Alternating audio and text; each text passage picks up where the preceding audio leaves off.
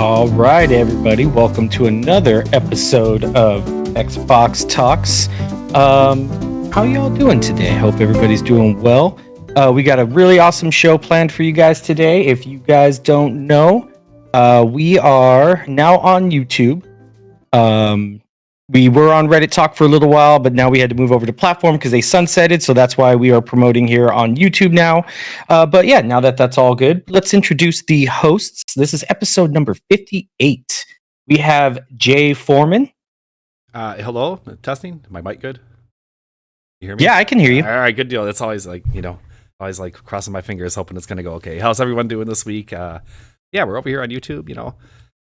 We listen, just in case anybody's confused, this show's not monetized at all. We just do this as an extension of the community. We're not here to make money or anything crazy like that. We just like to talk about video games, and we hope you do too. So thanks for joining us this week.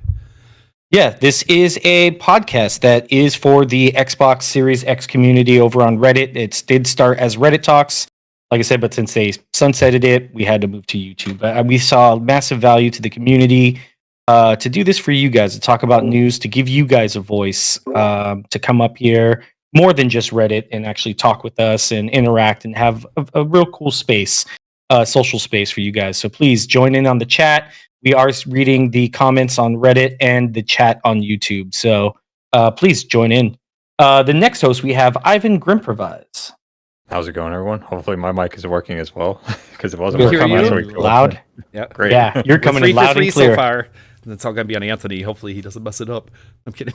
All right, and yep, here you go. No pressure here, Anthony Mocha Worm.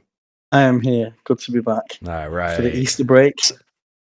Sorry, we can't hear you. What was that? Oh, I hear. Shut up. No, I'm just. Oh my god. Unbelievable. We got a prankster up here. Yeah, guys. To say interesting week. Wow. There was a big bomb that happened earlier in the week. We will talk about that shortly. I almost forgot. Let's start with what we guys are playing. I'm working on my Elden Lord run.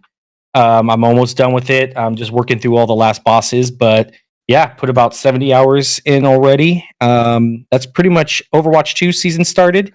So Elden Ring and Overwatch 2 has been my pretty much go-to for the last week. Jay, what have you been playing? Yeah, what have I been playing? Let's see. Overwatch with the new season there. I'm gold DPS. I'm not very good at Overwatch. I didn't play Overwatch 1, so I came in real late, and it's kind of hard to catch up to speed sometimes. But let me just put it this way. I started as a Bronze 5 tank, and I mean not like just mediocre Bronze 5. I think I was in the depths of Bronze 5. There's no, Bronze 5 has no bottom. So most of your tiers, Bronze 4, sure, you got Bronze 4 people. Well, Bronze 5 is Bronze 5 and everybody that's below it. So you see a lot of really amazing stuff in Bronze 5 play. But anyways, I've worked my way up with my daughter. I'm up to Bronze 3 now. It's just been a lot of just kind of grinding and slowly getting better. I had a similar experience with Heroes where I didn't start Bronze, but I started Silver, I think, and I was able to work my way up to high Gold, which is pretty good for an old guy like me. So I'm hoping to do the same with Overwatch. Besides that, I've been playing a little bit of the Final Fantasy VII Retrograde. What is it called? I forget, but I think Integrate or something like that. It's the little expansion. It's featuring the hidden character from Final Fantasy VII. I am starting to realize some of the differences in this game.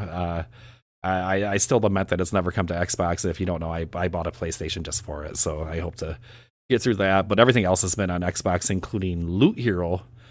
I should, it's the whole concept of the game. You can't misname that one. But I've been watching a stream of that. We watch Jesse sometimes from Xbox Era in the morning. It helps me pass my day at work, and saw him playing it, and I was just like, oh my gosh, that looks dangerous. So I went home and fired it up, and sure enough, I had a good 6-8 hours into that already. So that's been my week so far.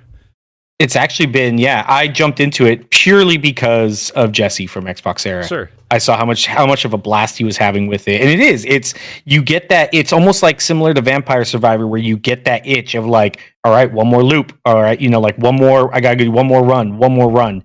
It's very quick, very fast paced. And yeah, you can do a little quick jump in and out. So it's a little hidden gem. Yeah, fast pace is Ivan. right.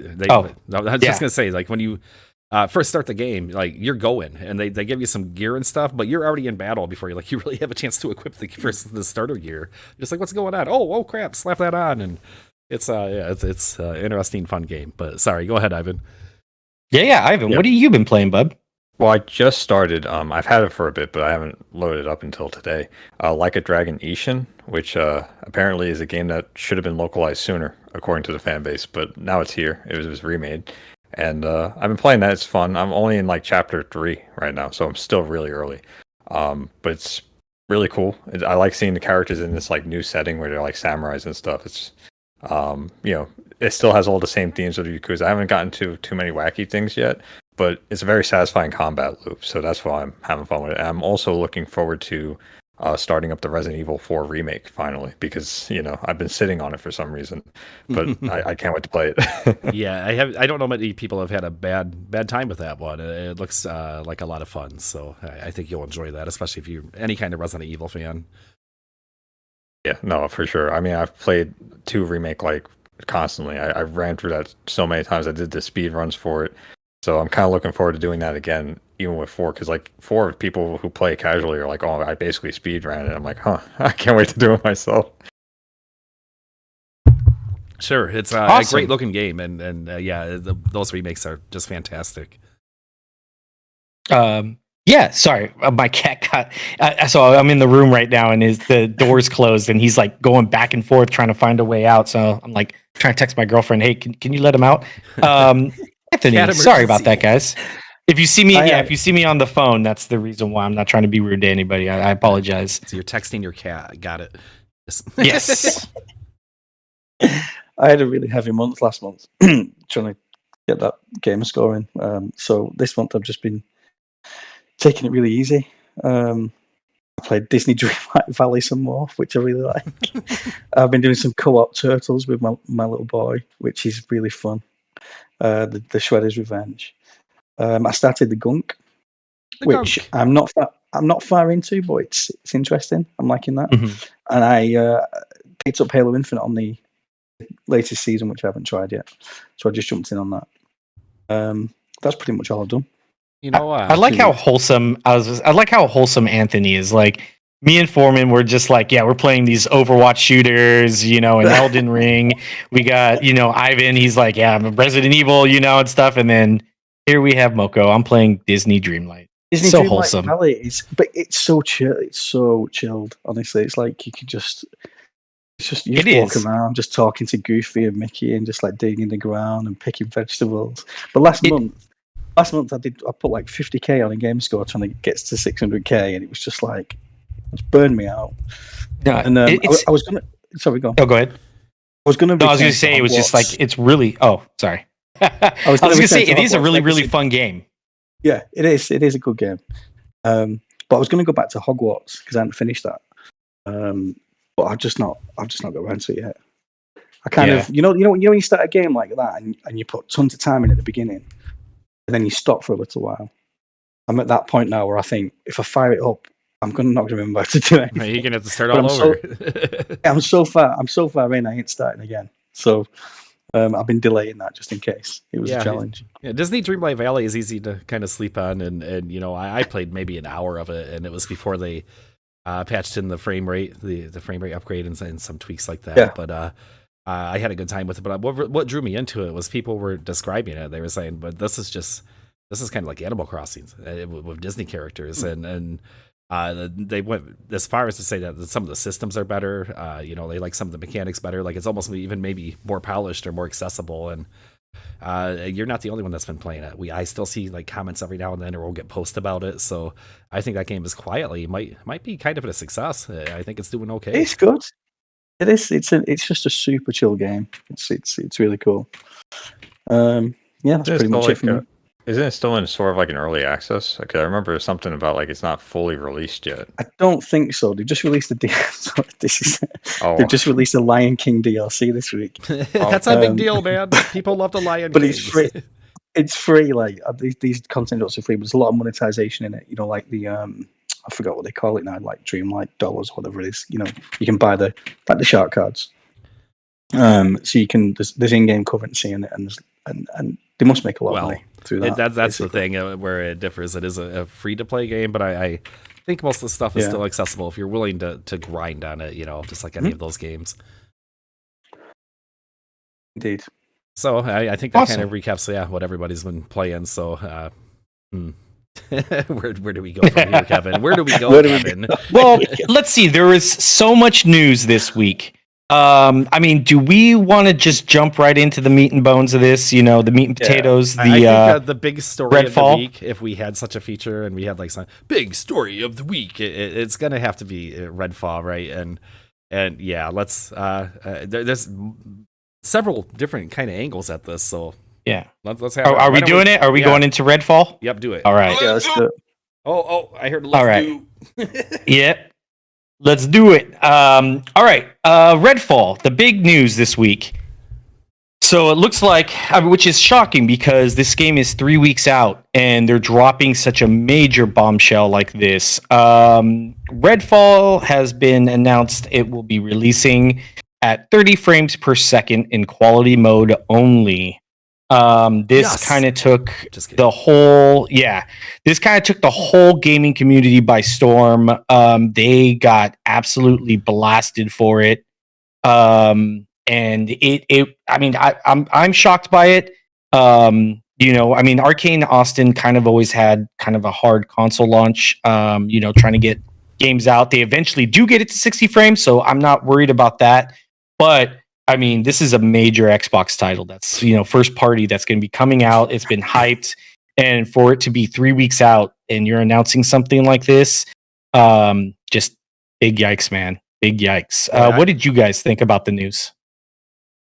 I bet they wish they had gone kind of the, a quieter approach with the marketing. We said they were being too quiet. Well, I think if it's possible, they wanted to be even a little bit quieter because they've dug themselves a bit of a hole here. And I think the big thing that irks me about this, and it's not even the 30 frames and the late announcement and stuff, is that they had previously shown Redfall with 60 frame capabilities, and they're saying it's still coming, so it's not like they're taking it away from us, but to not have that there on launch day and after promoting it is, boy, that's a real hard pill to swallow. As they say, it's just really tough to kind of feel good about that as an Xbox consumer, and we've had so many strong reactions from people that are usually more positive with Xbox, if you will. I think I said like the silver lining or sugarcoating the story a little bit. None of that's happening. Everybody is pretty much universally disappointed that this could happen. It seems to be like a misstep. It seems I don't think we want to make a mountain out of a molehill. It really isn't the end of the world. The sky isn't falling. Xbox isn't done and doomed and all this stuff, but it definitely is it's a misstep. It's a mistake. I think it's a mistake. I think they made a mistake here, and I think they have to clean it up somehow. So I'm still expecting some kind of announcement, some kind of rectification, something that they're going to do to kind of smooth this over, to make it better received by the audience. And I guess we can't delay it at this point because we're so close to launch, like some people have asked that they do. But I wish that they had a plan B for us. Just some kind of tidbit to soften the blow, because gamers did not react very well to this. Yeah. Go ahead, Moko. On the sub this week, somebody posted that even maybe Xbox themselves were blindsided by this because it was advertised as 60 FPS on the store up until a few days ago. And that was removed. I mean, it seems implausible that they wouldn't know. Right. Somebody pulled up an archived state of the store page for Redfall, and it showed right on the store page that it had been marketed with 60 frames per second plus capability which would maybe variable refresh, that kind of thing, until on a recent update from Arcane Studios, which said the frame rate is being limited to 30 at launch. They did mention that 60 frames per second would arrive sometime after launch, although no concrete schedule has been given in that regard. So we're just, this is pretty much my theory on this, and I really do genuinely think Xbox was blindsided by this. Here we are. We have 3 weeks out from launch, and they haven't even hit gold yet. For those that know what it takes to go gold, usually they pass compliance. For those that want to know what compliance is, it's pretty much a thing. It's pretty much they have a list of stuff. So when I was at EA, I was on the compliance team. This was years and years and years ago. So of course it's changed. But there's things like if you have a leaderboard score, you have to make sure that's fully functioning. If you have certain frames per second, ideally it has to run at a consistent certain level of frames to be qualified as release ready. You do this for Sony, you do this for Microsoft, and you do this for Nintendo. If you have a multi-platform game, they each have their own little separate lists that you have to meet. And if you don't, it gets kicked back, and you have to fix it, which is why you see a lot of these games going gold a month before release, is because in case it does get kicked back, you have this buffer room to fix what needs to get fixed. And then that way you can still send your stuff out to the manufacturer if you want to press your discs, get your collector's editions ready, things like that. But back to it. There's a list of things that you have to, and I think they were getting ready to hit compliance, and Arcane Austin just missed the boat. Something came up. They got hit with something, and it was either prioritize 60 frames per second and maybe hit a delay, or drop it and still get the game out on time. I do think patching it is the lesser of two evils. It just sounds like Arcane Austin missed the mark, and we're like, sorry, Xbox, this is happening. And it just, I don't know. It was just a huge mess up on Arcane Austin's side. Here's the thing, though. All the people that they shipped out to play the game in advance, including the one that I'm aware of is Colt Eastwood, the Twitter. Lots of people, Colt Eastwood. So he's getting a ton of flack at the moment because he was playing it and reporting it as a 60 FPS game. And he came back and reported that it was great. It was amazing. It ran well. It hit 60 FPS, but it turns out now that we were all playing it on PC, but they were told, I believe, it was Xbox. So there's a bit of, it's bringing back some memories of an old E3 controversy where it might have been PlayStation and they were showing off games, and then somebody saw like PCs under the table or something, and they're just like, "That's not even real console." Well, it was a huge controversy. I don't want to be nailed on that, but from my gathering of it is that he believed he was playing on Xbox. Sure, and Cole is going to be one of everyone's jumped on him. Yeah, he's going to be one of those people that are, like I was saying, maybe a little bit more positive with the Xbox news. He's definitely one of them. So he was probably genuinely excited, and he probably didn't have reason to question what he was playing, as he probably shouldn't. He's being presented something as a console game, and he probably, I assume, thought he was playing on a console game. I'm not sure how that works. If it's like the E3 scenario where there's an Xbox sitting on top of a stand and a computer underneath or something, but regardless, it appears that none of that's really going to matter in the end, because unless something changes, it's going to launch at 30 frames per second on Game Pass. And we did do a survey in the audience, in the community this week, and asked people if they would be waiting for, if they're going to wait for the game to have that 60 frames performance mode added before they even touch it or even start to play it. And let's kind of go around here, and I assume that you guys had at least planned to check out Redfall, since it's going to be on Game Pass. And do you have would you wait for a performance mode because you prefer that more, or are you just going to dive in? I mean, I definitely would. And I think that's why we see such a big backlash, in general, is because the game was already delayed. Already. So we've been kind of waiting for, okay, well, here comes an Xbox first party made for the Xbox game. It should at least run 60, if not 120, because, we were marketed 120 on a lot of things too. So it's we're expecting 60 to be a minimum, and we're not getting that. So at this point, it's we don't have to rush out and buy it. It's going to be on Game Pass. It's not going to get pulled away. Might as well wait until it's running the way we expect it to. But honestly, in my camp, I don't even think I'm going to play it when it hits 60, because it might just be another Back for Blood. That's how I'm looking at it. That's another take that's out there, is that it's just not their style of the game to begin with. So those people were probably they don't care. well, see, Left 4 Dead and things like that, they are my style of game. But sometimes I don't know, like when it just seems like they're scrambling a bit, like the game just loses it. Like Back for Blood was pretty lifeless to me.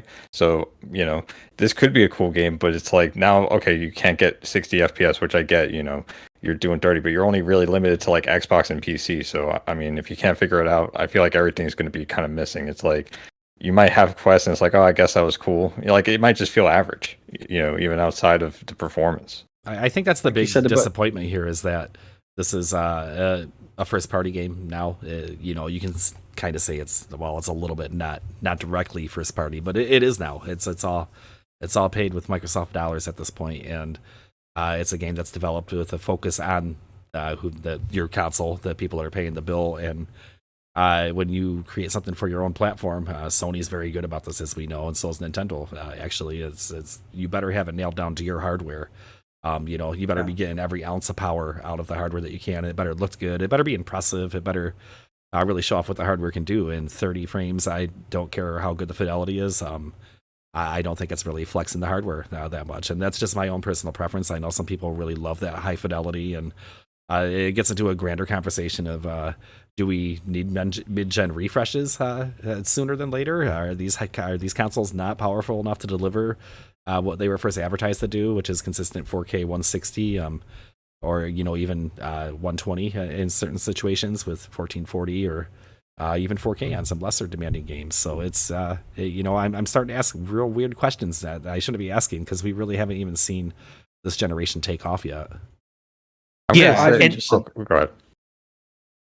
Ivan just said then about minimum 60 expected, but and I threw this to Kevin the week on Discord, but they don't help themselves when Aaron Greenberg came out in a tweet that he didn't need to make, saying that 60 FPS is the standard now. We are going to ship at 60. I know that was at console launch, right? That was from 2020, I believe. So give him a little benefit of the doubt. I believe that's what they intended. I think they're finding out differently. There is a caveat to that though. Tom Warren, being the amazing journalist that he is, he reached out to Aaron Greenberg and was like, "Hey, I need more information on this. What's happening? What's this is a very big statement to say. What's going on?" And Aaron Greenberg did clarify in the Verge article that this is up to the yes, 60 FPS. That's what they're pushing for. That's what they want. But it is up to the developers to utilize the hardware correctly to get it to that point. So it's not something that is a mandatory requirement, but it is something that they would like, but they can't force the developers to develop for 60 frames per second. But they can. So pretty much. Yes, they can. Huh? Because they own this one. They can force them to do whatever the hell they want, man. I know what he's saying. I know he's trying to ease it and stuff, but if this was EA, I would get it, man. EA can do whatever they want. They're just out there making games, but this is... you can, but you also have to have the... I don't want to say it rudely, but you have to have the dev team that's competent enough to do that and be able to get that, especially with a game like Redfall, where you have 4 people playing and you got them all trying to run at 60 frames. There's a lot going on. So I see what he's saying. It does make sense. It is up to the devs. There are people that you really can't force, and you really don't want to spend, millions of dollars having to babysit a dev team. You have to let them work on their own merits at some point. I think this is what the Coalition was doing. They were getting a lot of people ready for Unreal 5, which is why we really barely heard a few months ago that they were starting now just to work on Gear 6. I think they were the Unreal team, what I believe is going around helping people like Ninja Theory and all the other games that are going to be running on UE5. But anyways, back to the point. Yes, you can force them to, but I mean, how much are you willing to give before it's like, all right, we've given you time, put up or shut up. What do you have for us?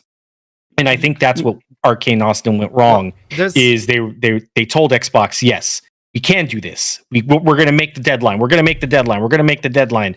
Hey, we're not going to make the deadline, and that's now why Xbox is now having to backpedal with the store pages and things like that. But this is on the heels of all the delays and Halo and everything else. And to me, I know that this is really dumbing it down, but we all have PC gamed, I assume, and we've all messed with the sliders, right? And it's really very basic comparison. But let's say you turn down the foliage, or you turn down certain settings, shadows and that kind of stuff to dial on the gameplay to exactly how you want it, and this has an impact on the frame rate, and this is what they're doing behind the scenes. Now, it might be a lot more detailed when you're in the actual programming and coding of the game, and you're adding light effects and that kind of stuff, but in the end, that's really what's going on over there, and there must be some kind of sacrifice that they weren't willing to make, at least at this time, and in the fidelity, because the game does look good. If you look at it, the particle effects are really good. It's a little it's not a realistic style, so some people knock it because of that, but it's not trying to be hyper realistic. It's supposed to be a little cartoony, and that's a little bit different than fidelity. That's more of a stylizing thing. But anyways, my point being that they must want this game to look really sharp. That's the only reason I can think that they've held to this 30 frames this close to launch and decided to go this route, because they don't want to sacrifice any of those visuals to give that cheap, easy way to get the frame rate up, because we know they could do it. They could turn it to potato quality. They could drop some shadows. They should drop polygon counts. They could do all those things that we do with the sliders on the PC in the programming setting, and they could make it happen, but they don't want to. So we need to understand that this is a choice. And maybe the time frame absolutely had something to do with it, but it remains to be seen into why they decided that the fidelity is what matters most here. We won't know until we have the game in our hands. See, they can do stuff like that, but you have to get a pipeline set for that, pretty much. So yeah, they could do that, but it's not as simple as just saying, okay, we're going to lower the settings. It's not that easy. So they would have. This is why I still think they were getting ready to do compliance, and they were waiting till the very last second, and then they just couldn't hit it. And they thought they could. Something came up maybe with compliance, and they're like, well. And to be fair, okay, this is a controversial take. This is something that's going to be something I don't think a lot of people will generally agree with. 30 FPS is fine for most casual gamers. Throw them off the podcast. Boo. Yeah, you got to think we are the hardcore gaming type community. We play all the games. We're very invested in gaming. It's it's more than just a hobby. It's we're enthusiasts. We're people that love gaming. And so for us, yes, 60 FPS, it's a massive issue. But for most people, just want to play games with their friends. They just want to have fun. They just, they buy the same Madden. Even if Madden wasn't 60 frames per second, I don't even know if it is, but even if it wasn't, you would still have a bunch of people buying Madden just because they want to throw the pigskin around with a friend. They want to trash talk their buddies. They have no choice there. There's no competition. Yeah. But it's. I get what you're saying. I do know what you're saying. Yeah. Outside of competitive gaming, most games it's okay. People just want to play games and have fun. Moko, you're playing Lego, and does that need to be 60 frames per second? You got other games. Even Fortnite wasn't, I don't think, 60 frames per second. They barely got to the 120 about last year, but still, before that, it was a massive hit. Even though 60 frames per second did exist, people were still playing at 30, because guess what? They can run around as Naruto. They can, they could do fun stuff because the game was fun itself. Vampire Survivor, Loop Hero. There's so many games that don't fit that 60 FPS mold. And even Benji Sales was saying, he said, there's no data that shows 30 FPS affects game sales. And I believe him, it really doesn't. We're not the casual gaming community. And I just don't think 30 FPS. I think Xbox made a smart decision here. Rather than delay, they're going to go with what most of the casual market wants. And they just want a game. I think it's more that people have just spent £500 on a next-gen machine, and the promise is not living up to what they thought it was going to be. Right. It's not a knock on 30-frame games. It's a knock on promises and under-delivery. Going back to what Kev just said about, giving, hands-off developers, and they always tout that as a great thing, right? We let these studios run, and, but look at the two big titles that have come out, Halo and now Redfall. Is it time that they took a tighter control on these studios? At a management level, what's going on? They must know. They must have known about this before this week. I joke about this, but when they acquire Activision, maybe they need to keep Bobby around, man. He gets stuff done. Nobody likes him, but he gets shit done. Don't. You know what's coming next. Everyone knows what's coming next. Starfield's going to be 30, and it's going to be an absolute meltdown. but we know Starfield's going to be 30. We expect it to be 30. We expect it. How damaging? My question really is, overall, how damaging is this for Xbox?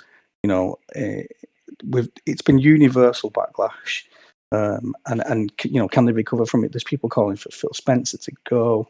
That's dumb. That's where it becomes hyperbole and over the top. It's insane. But how recoverable is this? If they then come out next and say it's completely recoverable, people will forget about this in 3 months. I mean, except for your console warriors that love to, you know, they that's like a card to them. They'll collect it and they'll keep it forever. But everybody else will forget about this in 3 months. And you know, just to go back to that poll that we took, I was actually a little surprised, and Kevin did mention this. We, especially on Reddit, these are more of your hardcore serious gamers. You know, I compare it to car guys, you know, or car girls, people that are like motorheads, would be a better way to phrase it, that are huge into vehicles, and they know everything in and out in it. And meanwhile, I mean, I don't know anything about cars, so I have to take it to the shop and they tell me stuff, and I believe them. I'm just like, oh, that sounds right. Pedal makes right pedal makes the car go forward. That's all you need to know. I'm like, my car don't go anymore. You make car go, you good. All right. So but in our survey, 2,686 people said that they would be waiting for a performance mode, and this was a lot of factors contributed to this. It's not just that they're snobs or whatever.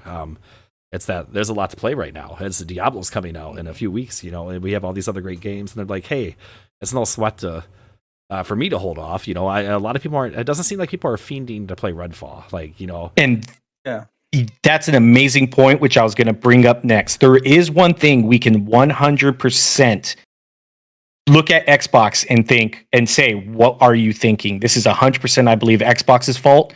Releasing Redfall the date that it's coming out. I mean, granted, that's bad.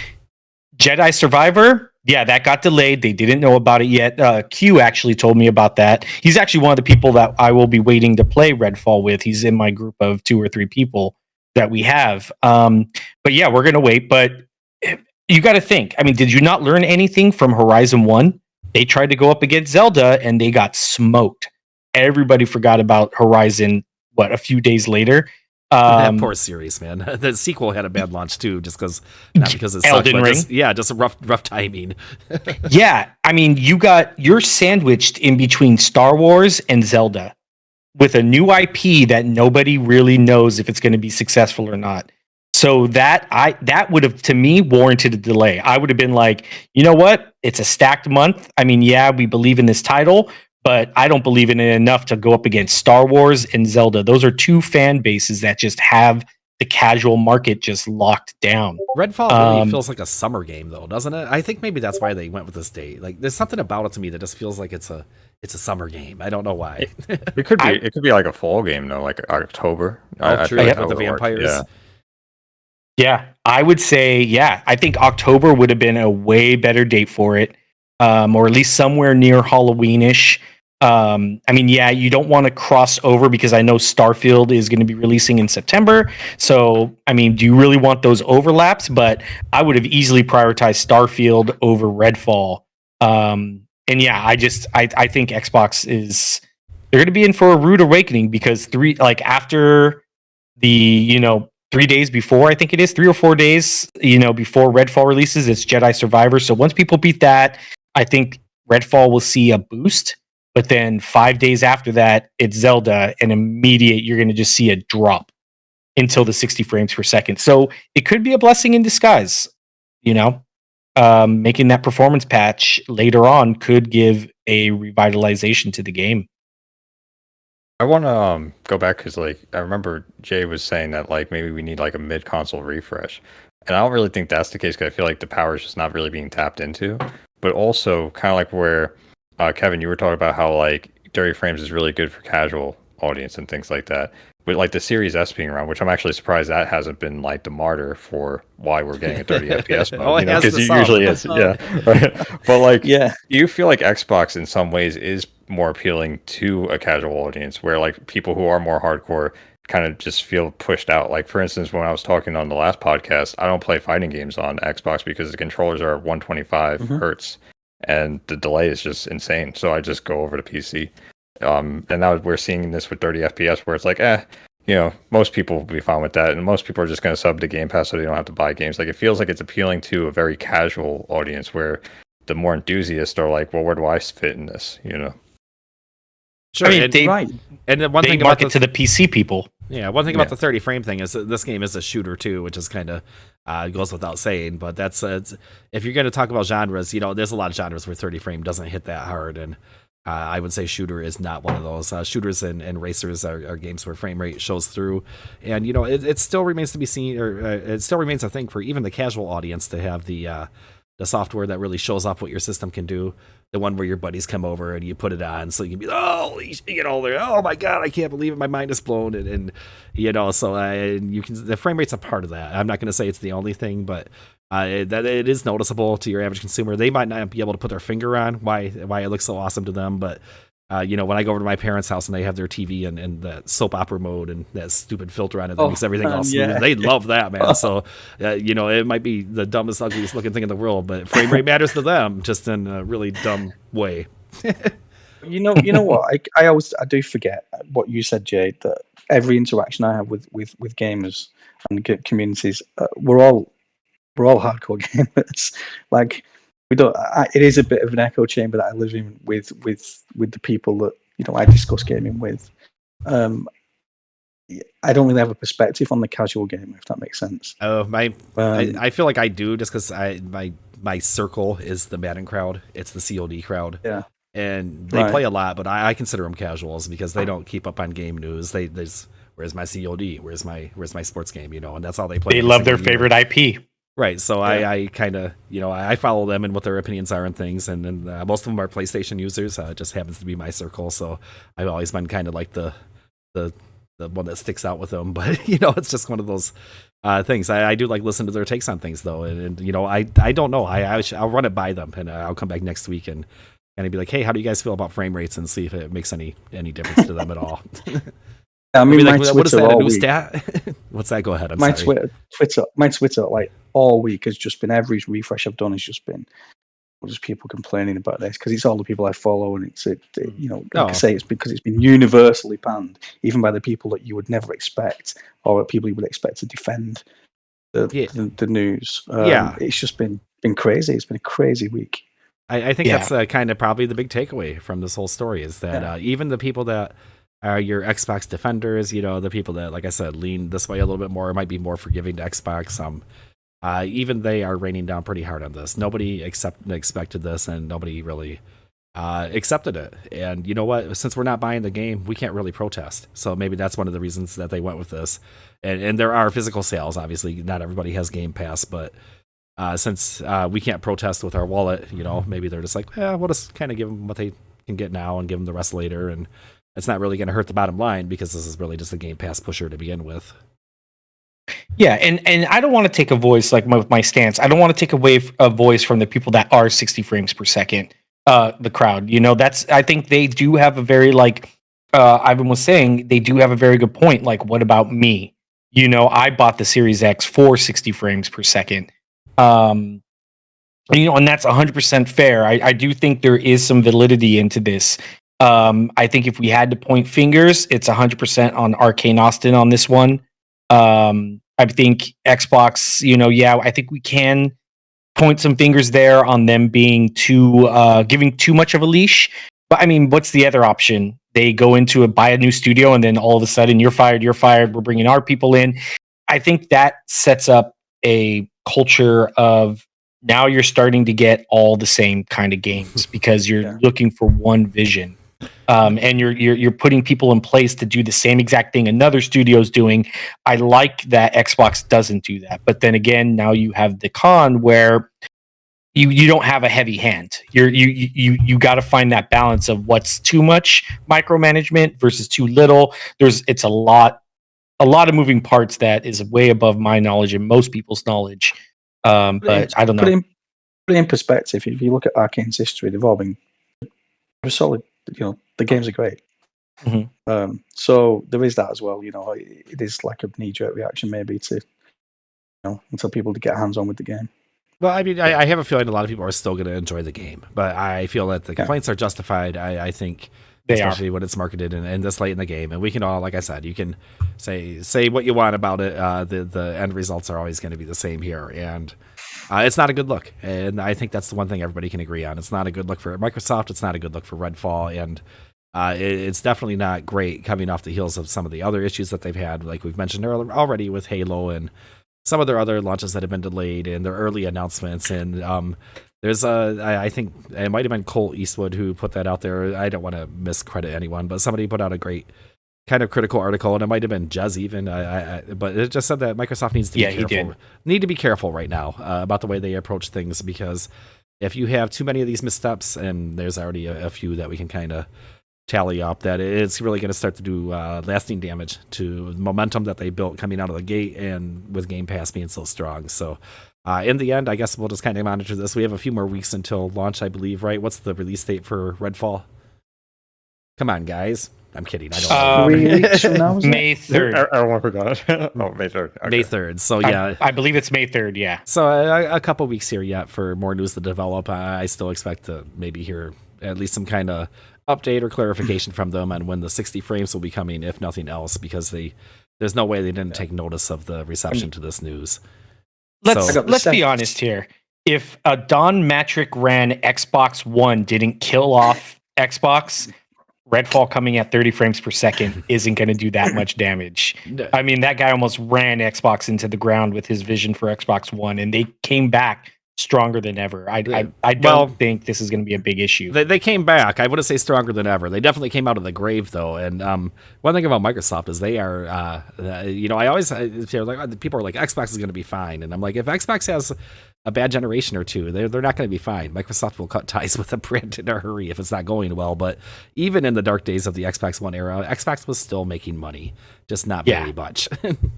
Let's kind of kick it over if we can. I know. I mean, if that's okay. Did anybody want to close on that? We're getting a little long on. No. I definitely agree. I just want to say Phil said he corrected the date. It is May 2nd. Oh, May 2nd. Thanks, Phil. I was say we need fact checkers. Spencer. yeah. Phil Spencer's in the chat. I'm kidding. Thanks, Phil. My drip. Let's talk a little bit about this. Oh man, you almost killed Moko with that one, Phil. I saw. He loves your name. As soon as I said it, Moko about jumped off screen. According to TrueAchievements.com survey, 90% of people won't be subscribing to, this was also news this week, Ubisoft Plus, or Ubisoft, on Xbox. So we were kind of discussing this a little bit in the pre-show. First of all, if you haven't heard, this is like the worst kept secret in gaming. We knew it was coming. Ubisoft Plus is now available on your Xbox for, I believe, the fairly unreasonable price of $18 a month in the US, which maybe it's reasonable to ridiculous. you. It's hard for me to look at that. Yeah, go ahead. Just take it. I was super pumped for this. If you remember, like we were having discussions on Discord, and Matt was saying, and I was like, I was pumped for this. I was like, this is going to be great. I'm going to subscribe to this. There's games in it that I want to play. Sure. And I listed them all to him, and I was like, I can't. It's coming. I'm good day one. And then they released the news, and I was just like, no, I can't do that. It's just not worth it at all. For me personally, even though there's games that I want to play now, it's what is it in the UK? What is it, $18 for you? So I think I'm not sure the exact price in the UK, but it's more than my monthly Game Pass Ultimate subscription for sure. Yeah. And I'm not willing to pay that straight up. To be honest with you, I thought month one would be like like they did with EA, where it was like £1 for your first month, pay £1, get a month's trial. Sure, try it out. All that kind of stuff, like you do with Netflix. But it's just so far off the mark for me. I can't believe that they've actually announced it this way.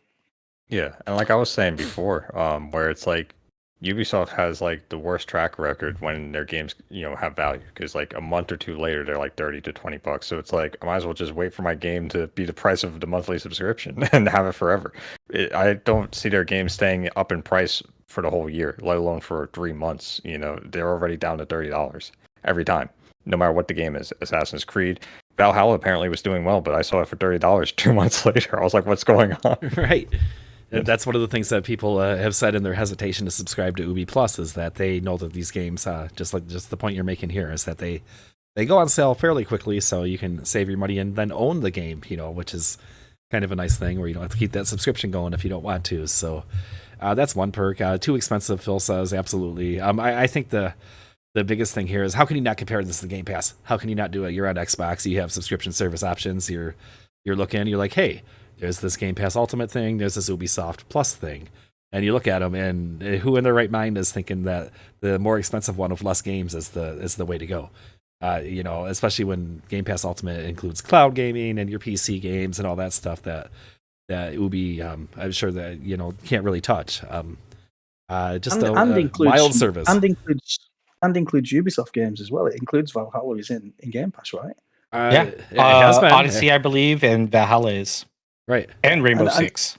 Yeah. So one of the things in the week. So when we were throwing it back and forth, and I was like, I can't believe it's this expensive, and I listed the things, and one of the things was day one release. We're going to get games. If you pay, you're going to get the new games on day one. We've just, you look at the games that are about to drop or are in plan, and there's only 5 on the Ubisoft site, which is Assassin's Creed, Skull and Bones, The Crew, X-Defiant, and Avatar. That's the coming soon. So it's not like a huge pipeline going forward. Yeah, I think this is definitely a dip kind of subscription, where you come in and you catch up on your favorite shows, where you come in and there might be a game you want to play, and maybe you don't want to drop down $70 on that game, but hey, $18 makes sense there because you know that you can crank through the latest, whatever game in a month. So that's where it makes sense. That's where it kind of gets you, and it's just kind of it's just a tough sell for me. I have a lot of subscriptions, and $18 a month can get you a lot of other services that I would find a better value than Ubisoft. But if you listen to this show for any length of time, I'm not an Ubisoft game fan, so maybe I'm not the intended audience in the first place. I also want to add too, real quick. Not just Xbox Game Pass. If I remember the PlayStation Plus, where they did like the extra premium. If you just have the extra tier, I think a whole bunch of Assassin's Creed games got dumped onto that as well. So it's like these games are everywhere. You can't get away from them even if you didn't go out and buy them. So it's like it's really strange. It's like not only do they not come out a lot because it's just Ubisoft games, they also seem to just somehow end up everywhere. Like, and it's like, okay, I guess I have this now.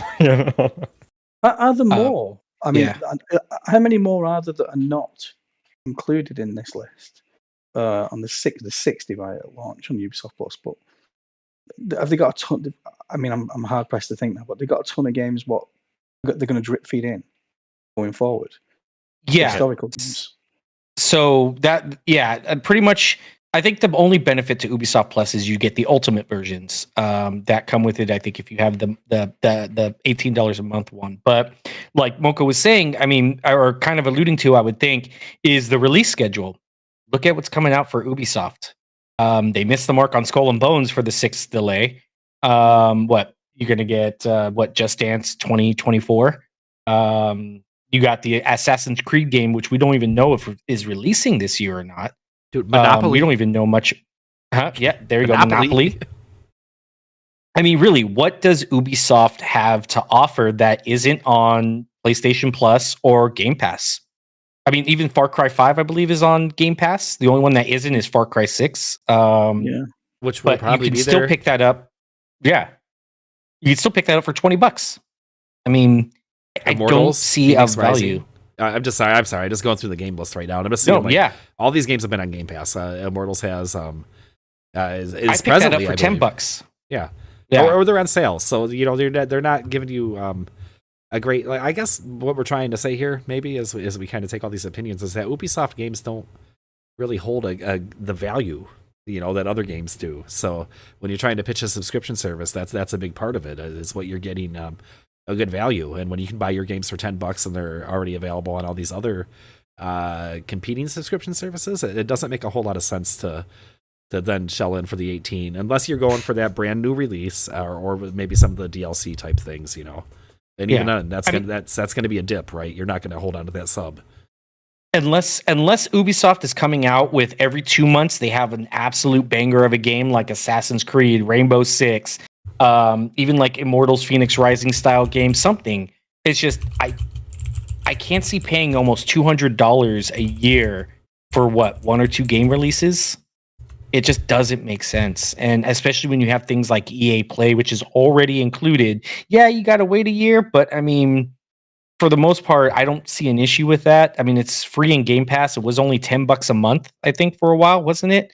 Or was it 35? I can't remember how much it was, but it wasn't even that crazy expensive. From what I remember. I mean, I just remember paying something ridiculous low for it. But yeah, I don't know what Ubisoft. I think they're trying, and they're trying to get into the subscription market, but they're just so out of touch with what the actual gaming community wants. So, Yeah, correct me. doesn't make I don't know sense. anything I don't know anything about PlayStation 5 at the moment. I don't have one. But the PlayStation subscription service. Oh, hey, does it Xbox Era. Does it include Ubisoft Plus? Or Um, does it include? Because somebody said that you don't pay for this on PlayStation. It's part of the bundle. I don't know Ubisoft Plus because like I've seen Ubisoft games on it. Like I saw Immortals, I saw obviously the Assassin's Creed games, some Far Cry, but like I haven't seen like everything, for Full, example. So it's like I don't know if Ubisoft Plus is necessarily part of it per se. It's also kind of hard to really figure out with that tier system. I know like extra is where you get most of that, and then premium is where you get those classic games. But yeah, I don't remember seeing Ubisoft Plus in any of that, or EA Play for that matter. It just seems On logical PlayStation? to me to. Yeah. So I have. Yeah, on PlayStation. Can I give you guys like a hypothetical, and maybe this be a little weird, but let's try to pretend that Game Pass doesn't exist, and maybe EA Play doesn't exist either, and this is the only subscription service that's out there. Now, if those other competing subscriptions weren't out there, does an $18 a month Ubisoft Plus subscription make more sense to you? Is it more palatable, or is that just too hard? Is that too much of a mind stretch to even conceive that the other products aren't out there? Because if you would have told me this 5 years ago, I might have been like, hey, this is a great value. This seems like a good service, but it's just it's really kind of weird, isn't it? Well, I think it would have to be okay. So they have like Rainbow Six Siege, right? So I'm trying to think if they're trying to make like a subscription service where it's like you get our games, but you also get more out of what we have in our games. If they did Siege as like sort of like that MMO subscription thing where it's like, oh, you can get this by itself, maybe like $5 a month or $10 a month, or you could do $18 a month, and then you can get the newest Assassin's Creed when it comes out, things like that, like something that gives us value for it. But if it's just $18 a month for like the 5 games we might release this year or 3. In most cases, it's like I don't think that's worth it. And, right, and that backlog, but yeah, because like $18 a month. Because what makes Game Pass and these other things like appealing is that no matter how you look at it, you're not going to spend that much money for the year on those many games. But with Ubisoft, they don't release that much, so $18 a month, you're going to be paying more than the price of the games that are coming out in a year. It doesn't make any sense. Yeah, I feel like this just keeps coming back to that same point where this is a subscription that you're going to dip in on. You're going to play it for a couple months, get through your game, and then you're canceling this. This isn't like Game Pass where it's like it's one of those things that you forget about. It just you're always in on. Yeah, like we were saying, pretty much Assassin's Creed's going to come out. If I can get the ultimate version for $18 a month, I can easily clear Assassin's Creed in 1 month. I mean, even in 2 weeks for most of the hardcore player base. So why I'll pay $18 for the ultimate version. Cool. And then get rid of the service. Ubisoft, like we were saying earlier, Ubisoft just doesn't have enough of a catalog that isn't either already on Game Pass, either already too old. They just don't.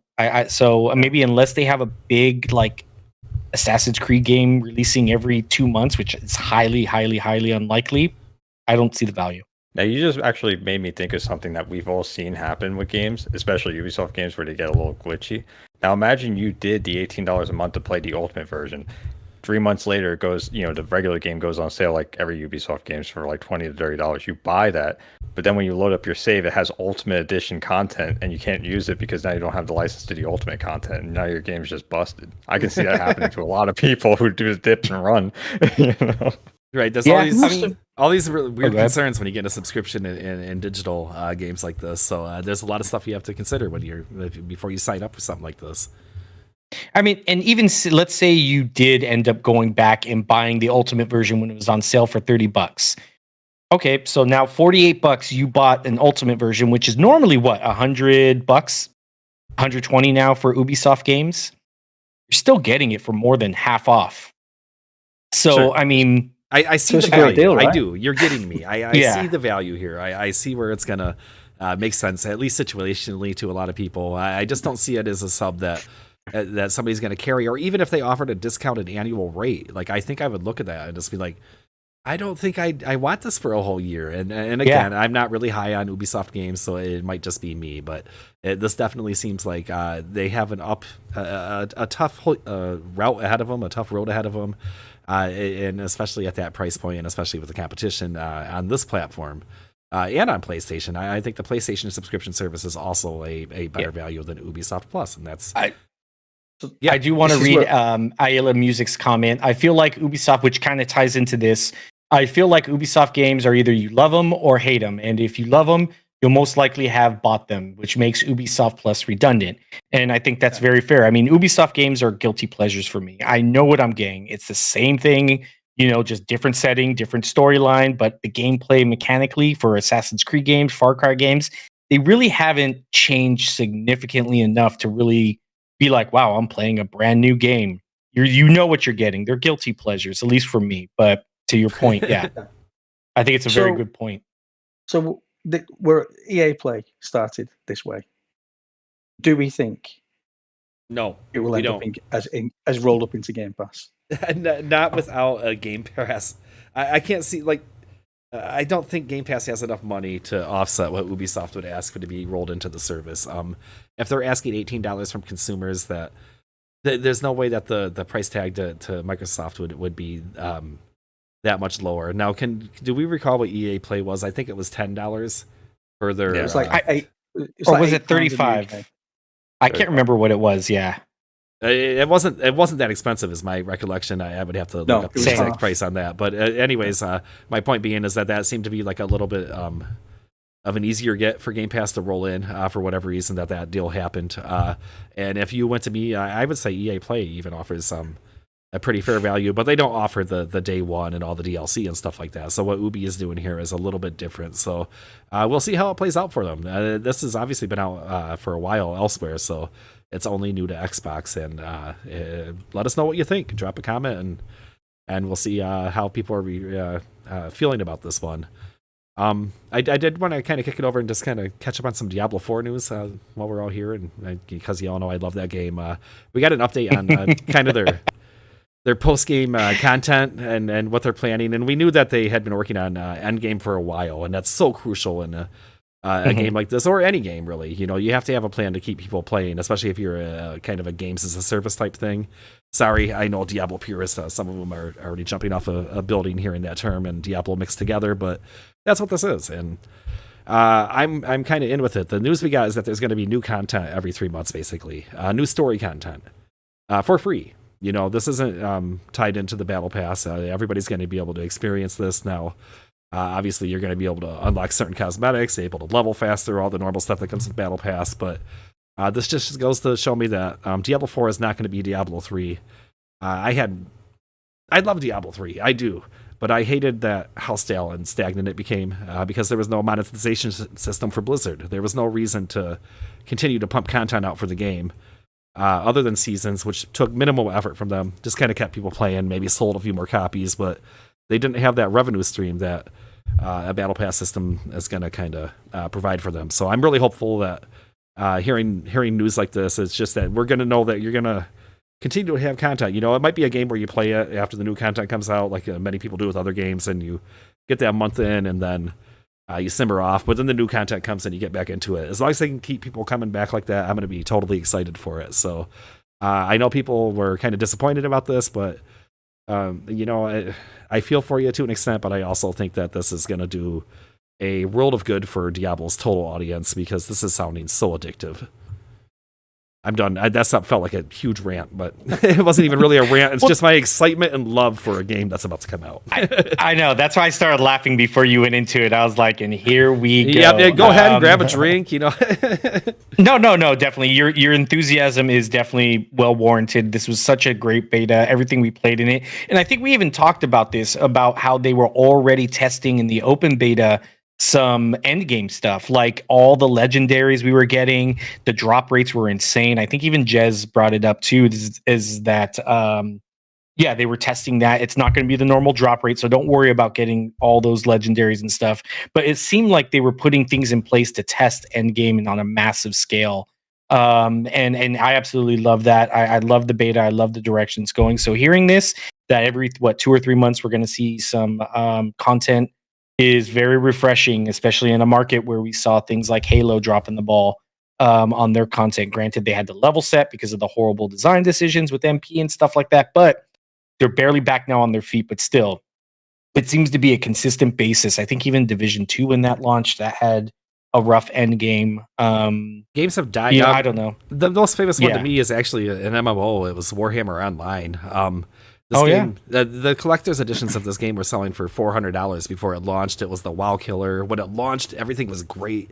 People loved it. WoW was in real trouble, man. And then about a month and a half later, everybody realized the same thing. That, oh my God, there's nothing to do once you get to the end of this game. And it quickly died. It was buried within maybe a couple years of release, basically, from something that had this huge marketing and everybody was behind it to complete failure because they did not plan to keep users around. And that's a death blow, just like Kevin just said. So Yeah. Blizzard knows. Blizzard knows. Yeah, Anthem. That was the most recent one. you go. Great gameplay, but Endgame is just pretty much like, okay, you have this little bulletin board that you got to fill up now or whatever of like, killed this many enemies. It's like, how is that an end game? Like, so yeah, it was ridiculous. Yeah, Yeah, I didn't. Go ahead. Oh, God. Oh, yeah, I was going to say, I think Diablo is kind of in a good spot where, like, it can sort of learn from a lot of these mistakes. You know, it doesn't have to, like, copy them. And the things it can copy, like, maybe like a Destiny, where Destiny keeps coming out with these expansions and things like that. It's like, well, that's working. We can do that, you know. I can see why, like, you know, people are like, oh, you know, I like how Diablo is because it's, like, the way it's always been. But I'm definitely for change because, you know, sometimes you don't want to revisit something that just hasn't grown. You want to see the growth of things and kind of get into that MMO sort of vibe, but like not obviously an MMO. Just I think you make a pretty take from good pretty good comparison to Destiny to some of the systems we might see, especially with the monetization and that kind of thing. And it's that's a pretty good like I said, comparison there. I'm just excited for it. I really am. It doesn't feel like it's going to be stagnant. There's going to be constantly new stuff to do. The social stuff, the clans or whatever they have going there, like that's amazing.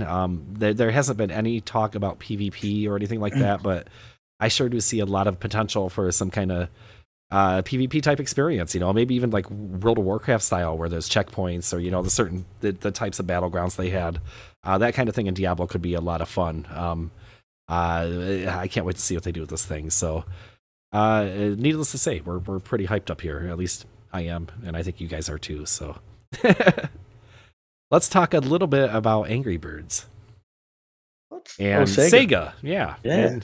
And this still blows the minds of a lot of console gamers that like a 15-year-old mobile game is worth more than a lot of AAA studios. But it is. They paid they've agreed. Apparently, reporting is that they're gonna pick up Rovio, the creators of Angry Birds, for $1 billion, which is with a B, which is a lot of dollars.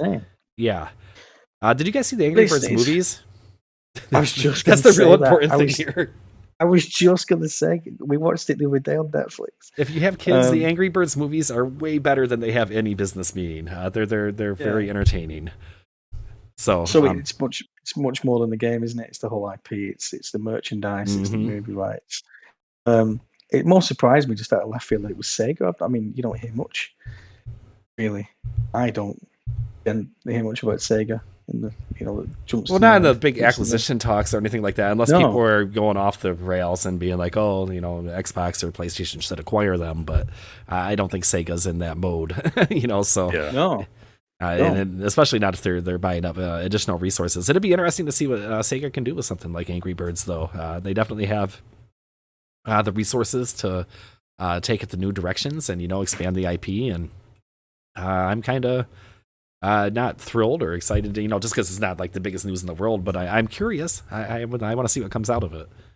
Yeah, I mentioned earlier that I'm playing Like a Dragon Ishin, which is like a Sega game, and usually with the Yakuza games as well, they try and like put references of Sega in there. So I would love to see like Angry Birds in like a Yakuza game. I think that would just be really funny. I did see some user comment. They're like, I can't wait to play Angry Birds and Yakuza, and I was like, oh my god, well that's a no brainer if it comes down to that, you know. So, that I love that kind of stuff too. does the Angry Birds developer Rovio, right? Yes. Are they exclusively Angry Birds? Do they do other stuff? Well, there's a lot of Angry Birds. Like they branched out the games quite a bit. But let's see what Rovio's making. I'm going to their games. Majority of their stuff is all Angry Birds. I think they have like 4 or 5 games that aren't, but 90% of their catalog is Angry. So Sega are basically spending $1 billion on Angry Birds. Oh, for sure. There's and the talent, the resources, whatever studios and development teams they have, it might be useful. But if you go to Rovio's homepage, the very first thing you see is Angry since 2009.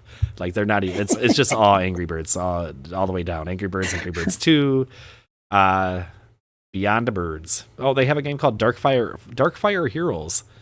Small Town Murders. So they branched out a little. It's all these studios and publishers, they're looking to get into that mobile cash flow, and what a great that's a good entry point for Sega there. So maybe it will be a channel for them to release Sega branded games into mobile marketplace. You know, I don't think a lot of people have looked at that as well, kind of a reverse. Instead of Sega releasing Angry Birds games, just Sega getting into mobile gaming more. Yeah, because I think they had Sonic Run. I don't know what else they had other than that, but was that like a temple run? Yeah, but with Sonic, you know. Wow. Okay, I missed that one. That's interesting. So let's kick it over to another story. Suicide Squad delayed till February 2024, joining that delay train. And I did say 2024. That's it can't be this year, obviously, but that's still a pretty big delay. After I saw the preview play for this, you guys saw that, right? Where I think it might have been a PlayStation Insider or whatever the heck they call them over there. That's a weird looking game to me. It doesn't really look like a comic book game to me, man. It's like you just bounce it around. It looks like I don't know how to explain it, but it just are you guys excited for that? I guess let me start with that question. No, especially after the delay. It's like I don't know. It's so weird because it's like everyone is like, oh, I like Arkham. I wanted our Arkham game. Gotham Knights comes out, and people are like, "Oh, cool, that's the Arkham game." It's like, no, guys, it's not Arkham. Don't do that. And then you play it disappointed. And now this game is like really not Arkham in any sense. It's like, well, Rocksteady should know how to make a Batman game. And I guess it's not a Batman game, but like it's also just basically like Anthem with superheroes, and it's just weird. I don't know. And now it's delayed, so it's probably really bad. It's really the gameplay that really just like. And maybe it just did not work for me, man. It just looks so bouncy and floaty and just flying around, and it kind of had like almost like a Spider-Man type vibe to it. But to me, these superheroes are they're not Spider-Man. Like I don't think hardly like it was just weird. It didn't seem like it fit the characters. I'm kind of excited for it, but I do love DC. So DC is like one of my favorite, IPs and stuff like that. So I'm excited to play it. I mean, I think the last thing Kevin Conroy also worked on. So I'm kind of, I really want to see that. I don't know. It's weird. I mean, okay, so polish. That's the reason why it was delayed. 8 months of polish. That's not polish. No, they're getting the buffer out. Yeah, polish is like, okay, 2 or 3 months. I can understand. You want to get the economy down in the game. You want to create some extra content for DLC or for the battle pass, things like that. That's polish. Working out some last minute bugs, but I can't think of anything polish wise that is going to take 8 months. Almost a whole entire year to come out. I'm definitely not excited for that part. Even as like a marketing guy, like, isn't there a better way to put that? Be like, hey, we're taking some of your feedback, and we I feel like there's just a better way to like phrase it to where it sounds like it's more beneficial to your users. But maybe that's just me. And you know what? This is also a sign too, where the game I think was already kind of where Warner Brothers. Now this is just a theory. This isn't anything. I don't know, but I don't know. Warner Brothers having their hand in this. I think they had a heavy hand with the Gotham Knights. They just don't know how to manage DC very well or what people really want. And I think this is why the Rocksteady, I think it was the two co-founders were like, peace, I'm out. I think there's a direction that that Rocksteady's heading, and I don't think they were very happy with it. And they were like, you know what, we had a good run. Let's get out before the going gets bad. And then so I'm not. I don't have a high hope with this game, but I'll probably still buy it. I'll probably still try and play it. I'm not excited that it's a games as a service with the battle pass. I don't think you need a battle pass in every single game. Granted, it makes a lot of sense with this one because it's DC, and who doesn't want Harley Quinn in her Batman animated series outfit? It's all these developers and publishers, they're all chasing that extra extended revenue stream, and the way they used to do it is just putting out DLC and expansion packs, and that feels like a much better fit for this particular game. There's certain games where the battle pass makes sense. Overwatch 2, that's one of them for sure. Your shooters, your those kind of games. But a game like this, I agree. I would like to see them monetize it in a different way. But maybe there's parts of it I'm not privy to. I'm not very versed in it. I haven't really done a deep dive on it. I just know that the gameplay really appeared kind of weird to me. It kind of reminded me a little of Sunset Overdrive. Oh, yeah, there you go. Sense of, Yeah, that's the feel I got. Which wasn't a bad game. I like Sunset Overdrive. Yeah, but even outside of the gameplay, it seemed just dated with some of the mechanics, like the loot items and stuff. Like, I know it takes a while to make a game, but it's like this game really does feel like it's like 7 years old. Like there you go. Another good take. Yes, I agree. Let's talk about PC Game Pass, and this one kind of leaked out earlier this week. I was on Twitter on maybe Monday morning, and I follow all the Xbox accounts, and sometimes they goof. And the Saudi Arabian account had mentioned, they posted a video of Phil Spencer, actually. He had like this grounded shirt on, and it eventually got released elsewhere. But this is a few hours before the official announcement that PC Game Pass is coming to 40 additional markets.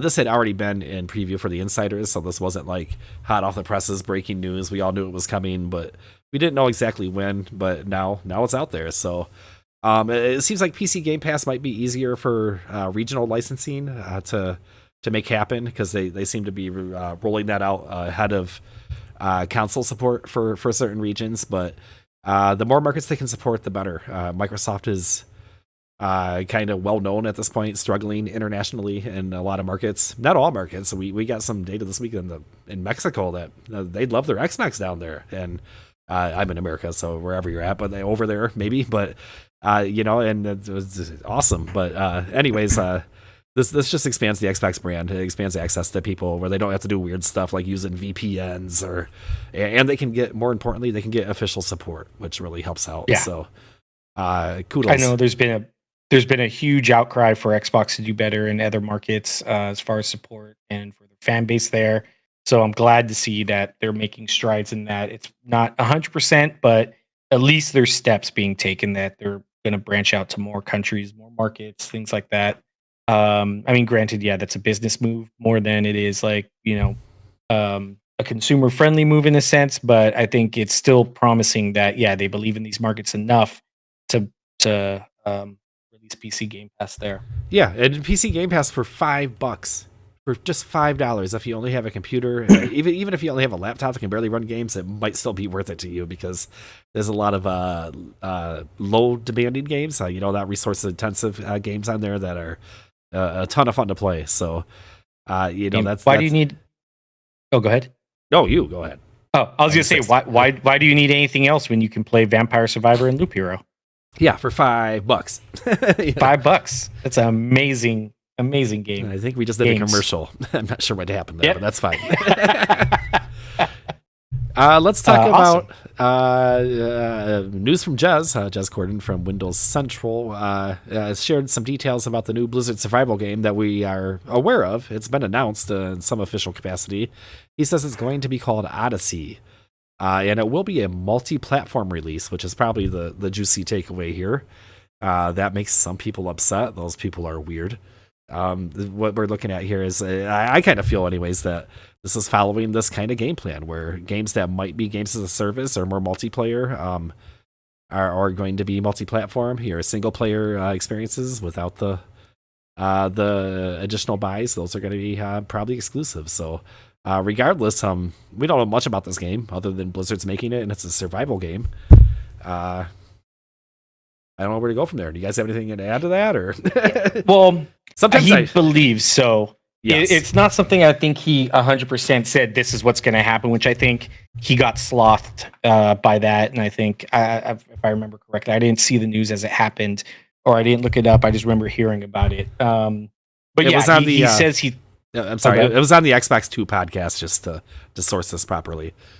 Yeah, and I think he clarified later on and said that it's, I think, at a point where it could be constructed as a multi-platform game. So, I mean, who knows? It's still up in the air. I don't think he has a definitive on it. He was just using his knowledge and best guess. So before anybody's out there, Jez Gordon said this, which happens a lot to a lot of people in Twitter. They get slothed and then... No, he even on the podcast he added, and maybe people ran with it out of context, and that's always a problem in gaming press, especially. But he said he may be wrong. The software giant is paying a huge sum to acquire the Blizzard King, but the company would want to return on its investment as early as possible.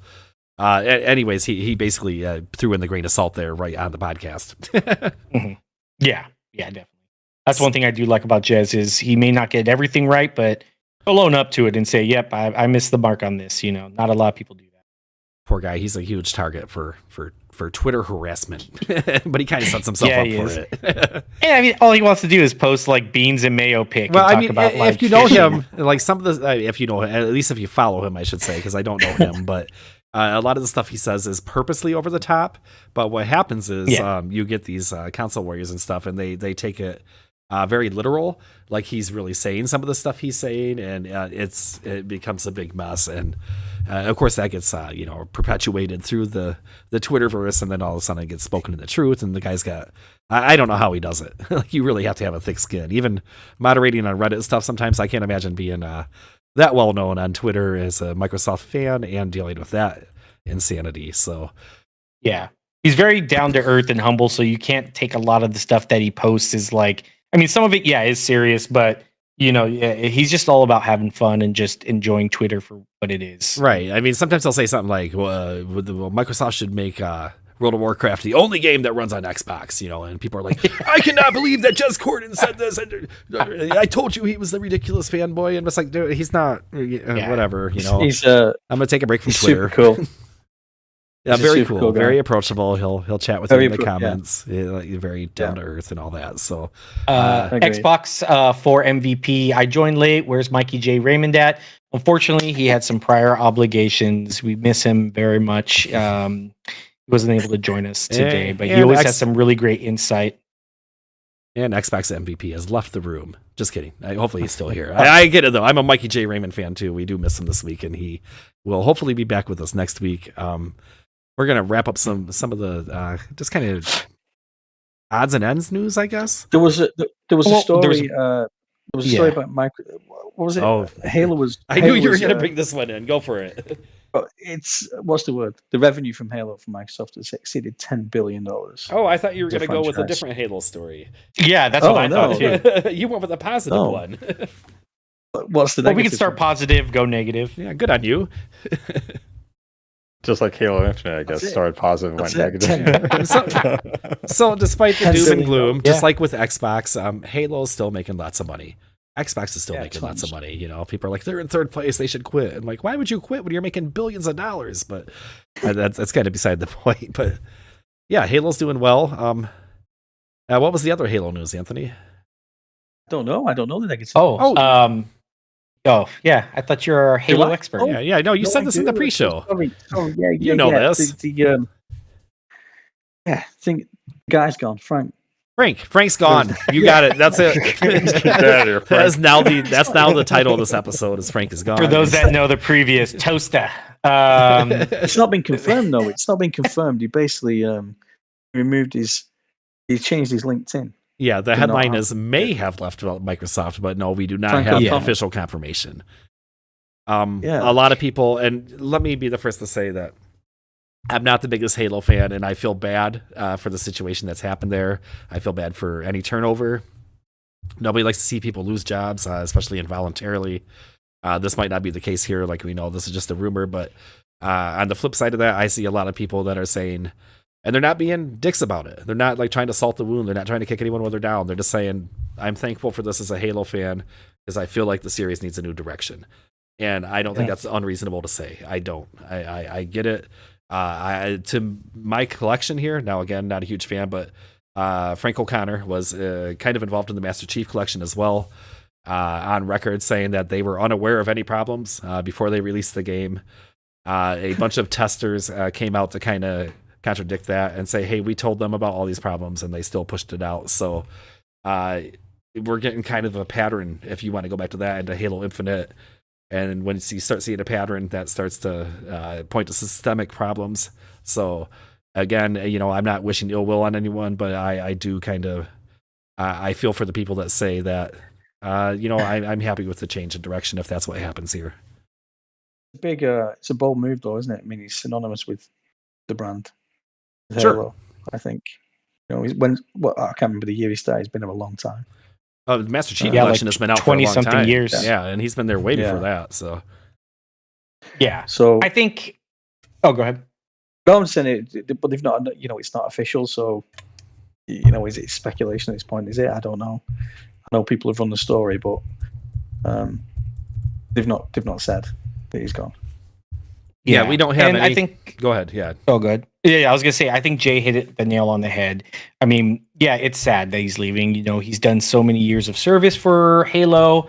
But I think in order for Halo to go into a new direction, you need fresh blood, and it sucks that he's leaving. If he did, but I think overall this is good for Halo as an IP. Hey, do you know where this a whole lot of fresh blood? I'm sorry, I didn't mean to interrupt you, but I was just thinking with Activision, and if that comes to be, and a lot of people have been kind of speculating about this, is about maybe bringing some of that talent over to work on Halo. That's all I wanted to add. Possibly. I mean, Halo has it just has its own unique feel and style. I mean, Halo's probably the last of the boomer shooters, where you play. That's why I think the Halo MP was so loved at first, is because it felt like Halo. And then you got a lot of people that are asking, we want Unreal Engine and you want this. And it's like, but would you really be able to get that Halo feel out of UI, the Unreal Engine? So, I mean, it's a whole different topic and stuff like that. But overall, I think it's very good that for the IP itself that he's leaving. He's done amazing service, but let's get some fresh blood in and see where they take Halo. It may not be the direction purists like, but you can't sit there and be like, I want a remake of Halo 3. Every game has to be like Halo 3 or Halo Reach. You get a lot of people that are still like that, and they just don't like Halo because it's not like their favorite Halo. Well, I mean, a little bit of the, any aging fan bases, there's always going to be a resent. It always happens. Like, people always want the original. Nothing ever lives up to the original in their mind, and they will be there to hate on everything that comes out for the rest of the time. And I don't know why people stick with universes and games and stuff like that. If that's the way they feel about it, it's like they love to torture themselves. But it's just kind of a weird thing with Halo. Yeah, and I think with Halo, I like it for being what it was, but it's also kind of hard to keep reinventing the wheel with it. Like, it is definitely the last of the arena shooters on console and had such an impact. But I think it's sort of in a spot where it kind of needs to do something. I always look at Zelda, that game reinvents itself constantly. And people seem to just hold on to that one, or they'll be like, oh, I like this one when I was 12, because that's when it came out. But with Halo, it's you might have people who are like, oh, I really like 2 because that's where multiplayer popped off, or maybe they got into 3 because that's when they got into multiplayer.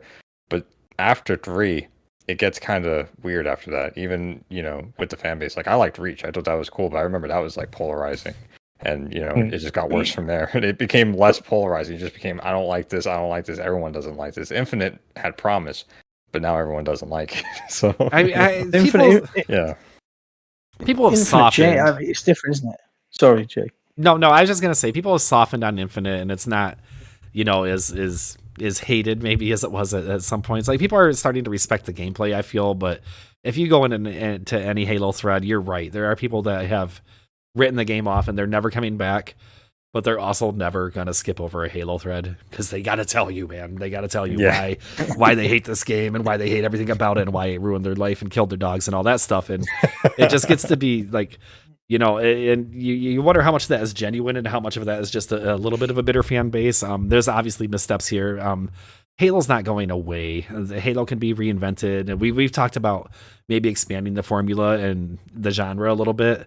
Maybe we get a stealth Halo shooter that doesn't focus on Master Chief, but a different character in the Halo universe, that kind of stuff. We've joked about, you know, like a grunt simulator or whatever. You know, there's lots of different things they could do, and it's just this is where the new blood comes in, a change of direction, new ideas. That's where it can really be beneficial to an old IP like this. Yeah, I was gonna say, yeah, nobody hates Halo more than the Halo community. Star Wars. I mean, you can Game of Thrones. Yeah, same with the Star Wars. Well, yeah, look at didn't the Halo sub, it closed after Infinite. They took a temp break, and I don't blame them in that moment. Because I know that they took a lot of heat for it, and maybe I'm saying that as a moderator. I mean, I was a user for 10 years before moderating, but it was getting real bad in there. We were talking about threats, lots of personal attacks on staff and users. The comments were vitriolic. It was people going back and forth at each other and immediately going to the lowest places possible over, Halo, which never, we should never go to those places over video games, but how quickly some do. Yeah. And I think you bring up a good point. Like I said, I mean, and plus we also have to focus, like we were bringing up again with Redfall. We are technically a vocal minority in the sense that you're going to have these diehard purists that make the most noise. You know, where some people, they're like, screw it. I like Halo, just playing it as it is. I just want to play Halo. And then you have the other ones that, like I said, we were saying, it's like, no, it's not Halo 3. It's not Reach. It's not 2. It sucks, and it's just, you can't do anything about that. So where it's the hardest part that's going to be for 343 is to come in and see what valid criticisms are actually valid and which ones are just, the boomers of Halo saying, it's not this, I want this. Where can you get that right? And is it possible? I think so, but it's a fine line, and I'm excited to see the future of Halo with some new leadership in it, but I also don't want to lose that Halo feel. So we talked about games without a plan earlier, and Halo Infinite definitely fits that category, and they're going to be lucky to come out of it because we mentioned how it could be a death blow for certain games, and I think Anthony just kind of sharing that revenue with us is a positive sign for Halo moving forward. But I think I've seen speculation that we're probably not going to see a new Halo game this generation. I think that's true, and I think that might have been the initial plan. I think that's part of the Halo Infinite title. They were like games as a service, Infinite. This is good for the next several years. I think that's kind of where they were going with it. Then, unfortunately, they just missed the mark a little bit. So I think that's getting moved over to Tatanka. So I think Tatanka will still come out this gen. But I think that's probably going to be the last of the Halo stuff. I guess is that going to be like a new Halo game, or is that going to be kind of like is that a new mode as a part of Infinite? I guess I'm not really clear on that. Or yeah, I'm not entirely sure either. I mean, unless they totally moved engines like it's been rumored. They already have everything there, but I mean, who knows? We don't really know a lot about Project Tatanka yet, so we can only guess.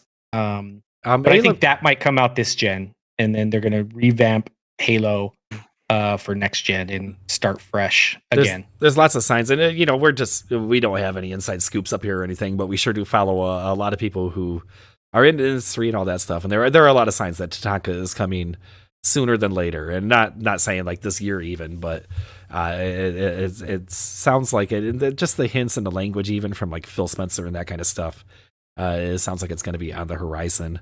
Catching up with some comments here. Ayla Music said, "Did you guys hear about Kick streaming potentially coming to consoles?" Not sure if this was covered or not, and actually, I did not hear about this. Xbox 4 MVP says they would immediately make the switch to Kick on console if it comes over. So first of all, have you guys heard about this? This is news to me. Oh, I haven't. No. I've heard of Kick. I just don't know exactly what it is. It was like, Hover was a thing for a while, and then I think they stopped. There was a lot of different things that are popping up, but I have no idea what Kick is, honestly. It might just because Kick is a direct rival to Twitch. It's tempting streamers to Okay. leave and join them. A You're former reading Google, Amazon aren't you? engineer argues that Kick is. So yeah, it's an alternative to Twitch, basically. And if it is coming to Okay. console, it could be a big boon for them. So I think we all kind of miss Mixer, and we all want a competitor for Twitch, especially if you follow that scene. where is it? What's he looking for? Right here. I still Mixer, I he's still got wear his my Mixer Mixer hat. on. I will always wear this hat because I absolutely loved Mixer. It was such an amazing platform that, It was great. like a lot of Microsoft stuff, they end up just giving up on way too early. Well, like I was saying earlier, if you're not bringing home the bacon, Microsoft's getting rid of you. Yeah, So that's But, yeah, unfortunate. I absolutely love Mixer. Yeah, But so- yeah, okay. I think there needs to be a rival to Twitch. I think Twitch has gone unrivaled. I mean, Mixer was the closest thing. I mean, supposedly there was another one supposed to come out that was getting a ton of hype that ended up being fake. well, I don't know. I can't remember. It started with like a B or something, but do you remember when Xbox yeah. like chopped Mixer though? They were like, "Hey, Facebook Gaming" or something. Weren't they trying to push Yeah. that on there? That was Yeah. it was getting weird. That's where man. they sent a lot of people. They said you could try Facebook Gaming because I guess they saw YouTube as more of a rival, so they didn't bring that up. But yeah, they were like, yeah, Facebook Gaming. Like, yeah, that's go it. use the social media company that's known for your grandparents and stream your games on there. Go for it. yeah, let's stream Farmville on Facebook Gaming. I know my Aunt Jeannie's was really great. gonna want to watch me play some Call of Duty tonight, so I'm gonna fire that up. And I don't know how that works, man. I'm sure there's probably huge gaming communities on Facebook, but I've just never looked. Yeah, I think Twitch needs a rival. I think they've gone away with so many anti-consumer stuff that's more for the company than it is for its own streamers. I think they've just done. I mean, me and my buddies loved Mixer because we could all play simultaneously. You didn't have to be, a partner. You didn't have to be in this affiliate or anything like that. It was just standard. There were so many great features that were just present. I think they just they used the wrong metrics on bringing people up into their partner program, which ended up getting a lot of people to move away from Mixer because they were putting in so much work to see such little rewards. It was just, I think the way they ran it was wrong, but I think the promise was there. No, Mixer And was I'm great. a diehard. Better Yeah, bitrate, diehard better bring back Mixer. right, better. Everything about it was good, and even to this day, Twitch bitrate is terrible. You're much better streaming on YouTube if you want a quality stream. So, it's And you got free stuff. Every time I watched an Xbox conference, I was thrown like free stuff. Oh yeah, well, free game codes, and it was great. Yeah, I will we definitely all check out miss it. Kick. I mean, there's a graveyard out there of Windows products where I would definitely weep. Windows Phone is there, Mixer's there, Zune's there. I think we all probably Soon. yeah, we're just like, oh man, why did you quit me? But it is what it is. So we still have Xbox. That there was a time where I was like, oh man, you're talking about that Don Matrick era and all that. And the funny thing about that is I actually loved the original Xbox plan, and I think that we've kind of almost come full circle back to what they were initially pushing outside of the TV. But as far as the digital games, the sharing, that kind of stuff, we never got that fully fleshed out. But being able to create a family group and share your games within your family group, that was an amazing concept that gamers they weren't ready for it. It was like Back to the Future when Michael J. Fox is playing guitar, and it just was too early, man. So, is there any other news stories? Let me ask you guys. Is there anything that I didn't hit up here that you really wanted I don't to? think so. Nothing's jumping out. Microsoft's reworking the UI. Finally, they've acknowledged it. Oh. Pretty big deal to a lot of people. Yes, this is something that a lot of us, even that's been in the insider, just even outside the insider program, just everybody in general has said, hey, we want a better UI, and it looks like they finally acknowledged it. And Can I? I feel like just took way too long. I feel like they could fix this whole thing with such a simple step, and that's to take all their tiles and all that garbage that's on your screen when you load it up and move it down. Let everybody see their screensaver, and then just press up, and you get all that same stuff. It's such a simple tweak. There is some validity. Like, how often are you spending your time on the dashboard? You know, a lot Okay, of people that's ask that fair. question, but a lot of people are saying apparently a lot of time because this really irks a lot of people, right? No, I get it. I get it. I'm just like, man, it's not that big of a deal, is it? But people lose their mind over this. So I'm at least acknowledging that maybe it's not for me, but I see that there's a large group of people out there that this really bothers. I Say, think like, it's for more me- of a deeper okay. level. Oh, go ahead. Yeah, like for me, like if I'm waiting for people to get on, or like we're figuring out what to play, or anything like that, just getting the party set up, the home screen's up. Like it's not like I have a game running because I'm probably gonna back out of it in a couple of minutes. So Sure. I would say like a good portion of my time, if I'm playing on a console, would have that screen up and seeing like a Pizza Hut ad. It's like, dude, I paid 500 for this. Like, you know what I mean? Like, why am I seeing this? Or a Game Pass ad. It's like I already have Game Pass. It's like leave me alone. Well, No. I think it was a deeper issue where people were. It's not their console. Yeah. It didn't feel like they had control over what was on their screen. It didn't feel like this was their console in the sense that they can. I mean, yeah, they had these amazing features to customize. I loved pins, which they I think took away. I don't know if they're back yet. But yeah, it's a bigger problem to where you have this amazing console that you really can't make your own. And I think that was the issue. It's not that people don't get to see it. It's just they didn't get to make it, or they didn't Right. create it to make it feel like their own experience. And I'm glad finally,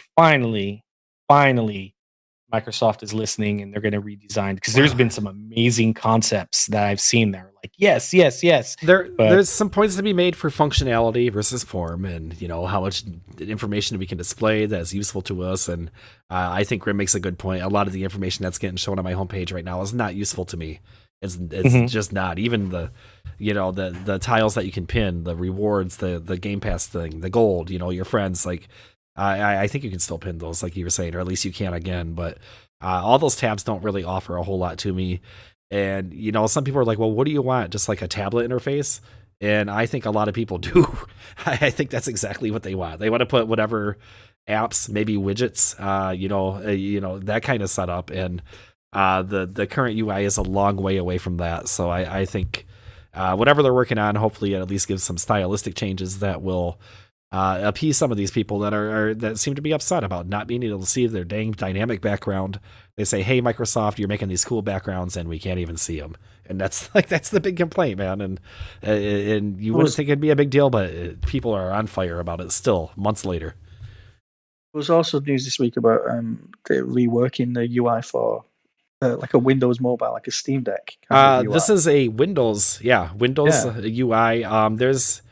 I've seen tweets about this too from the owner of Stardock. His name's escaping me right now, but he's really good.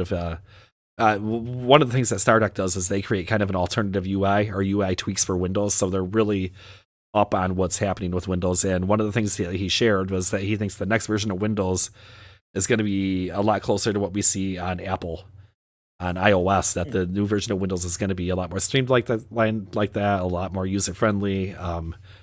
And part of this is that would transition really well to a mobile version, like you were saying, that you might be able to install on your Steam Deck or all these other mobile consoles, that we're seeing come out. And it seems to be a good move to me. Windows is kind of in a weird place right now.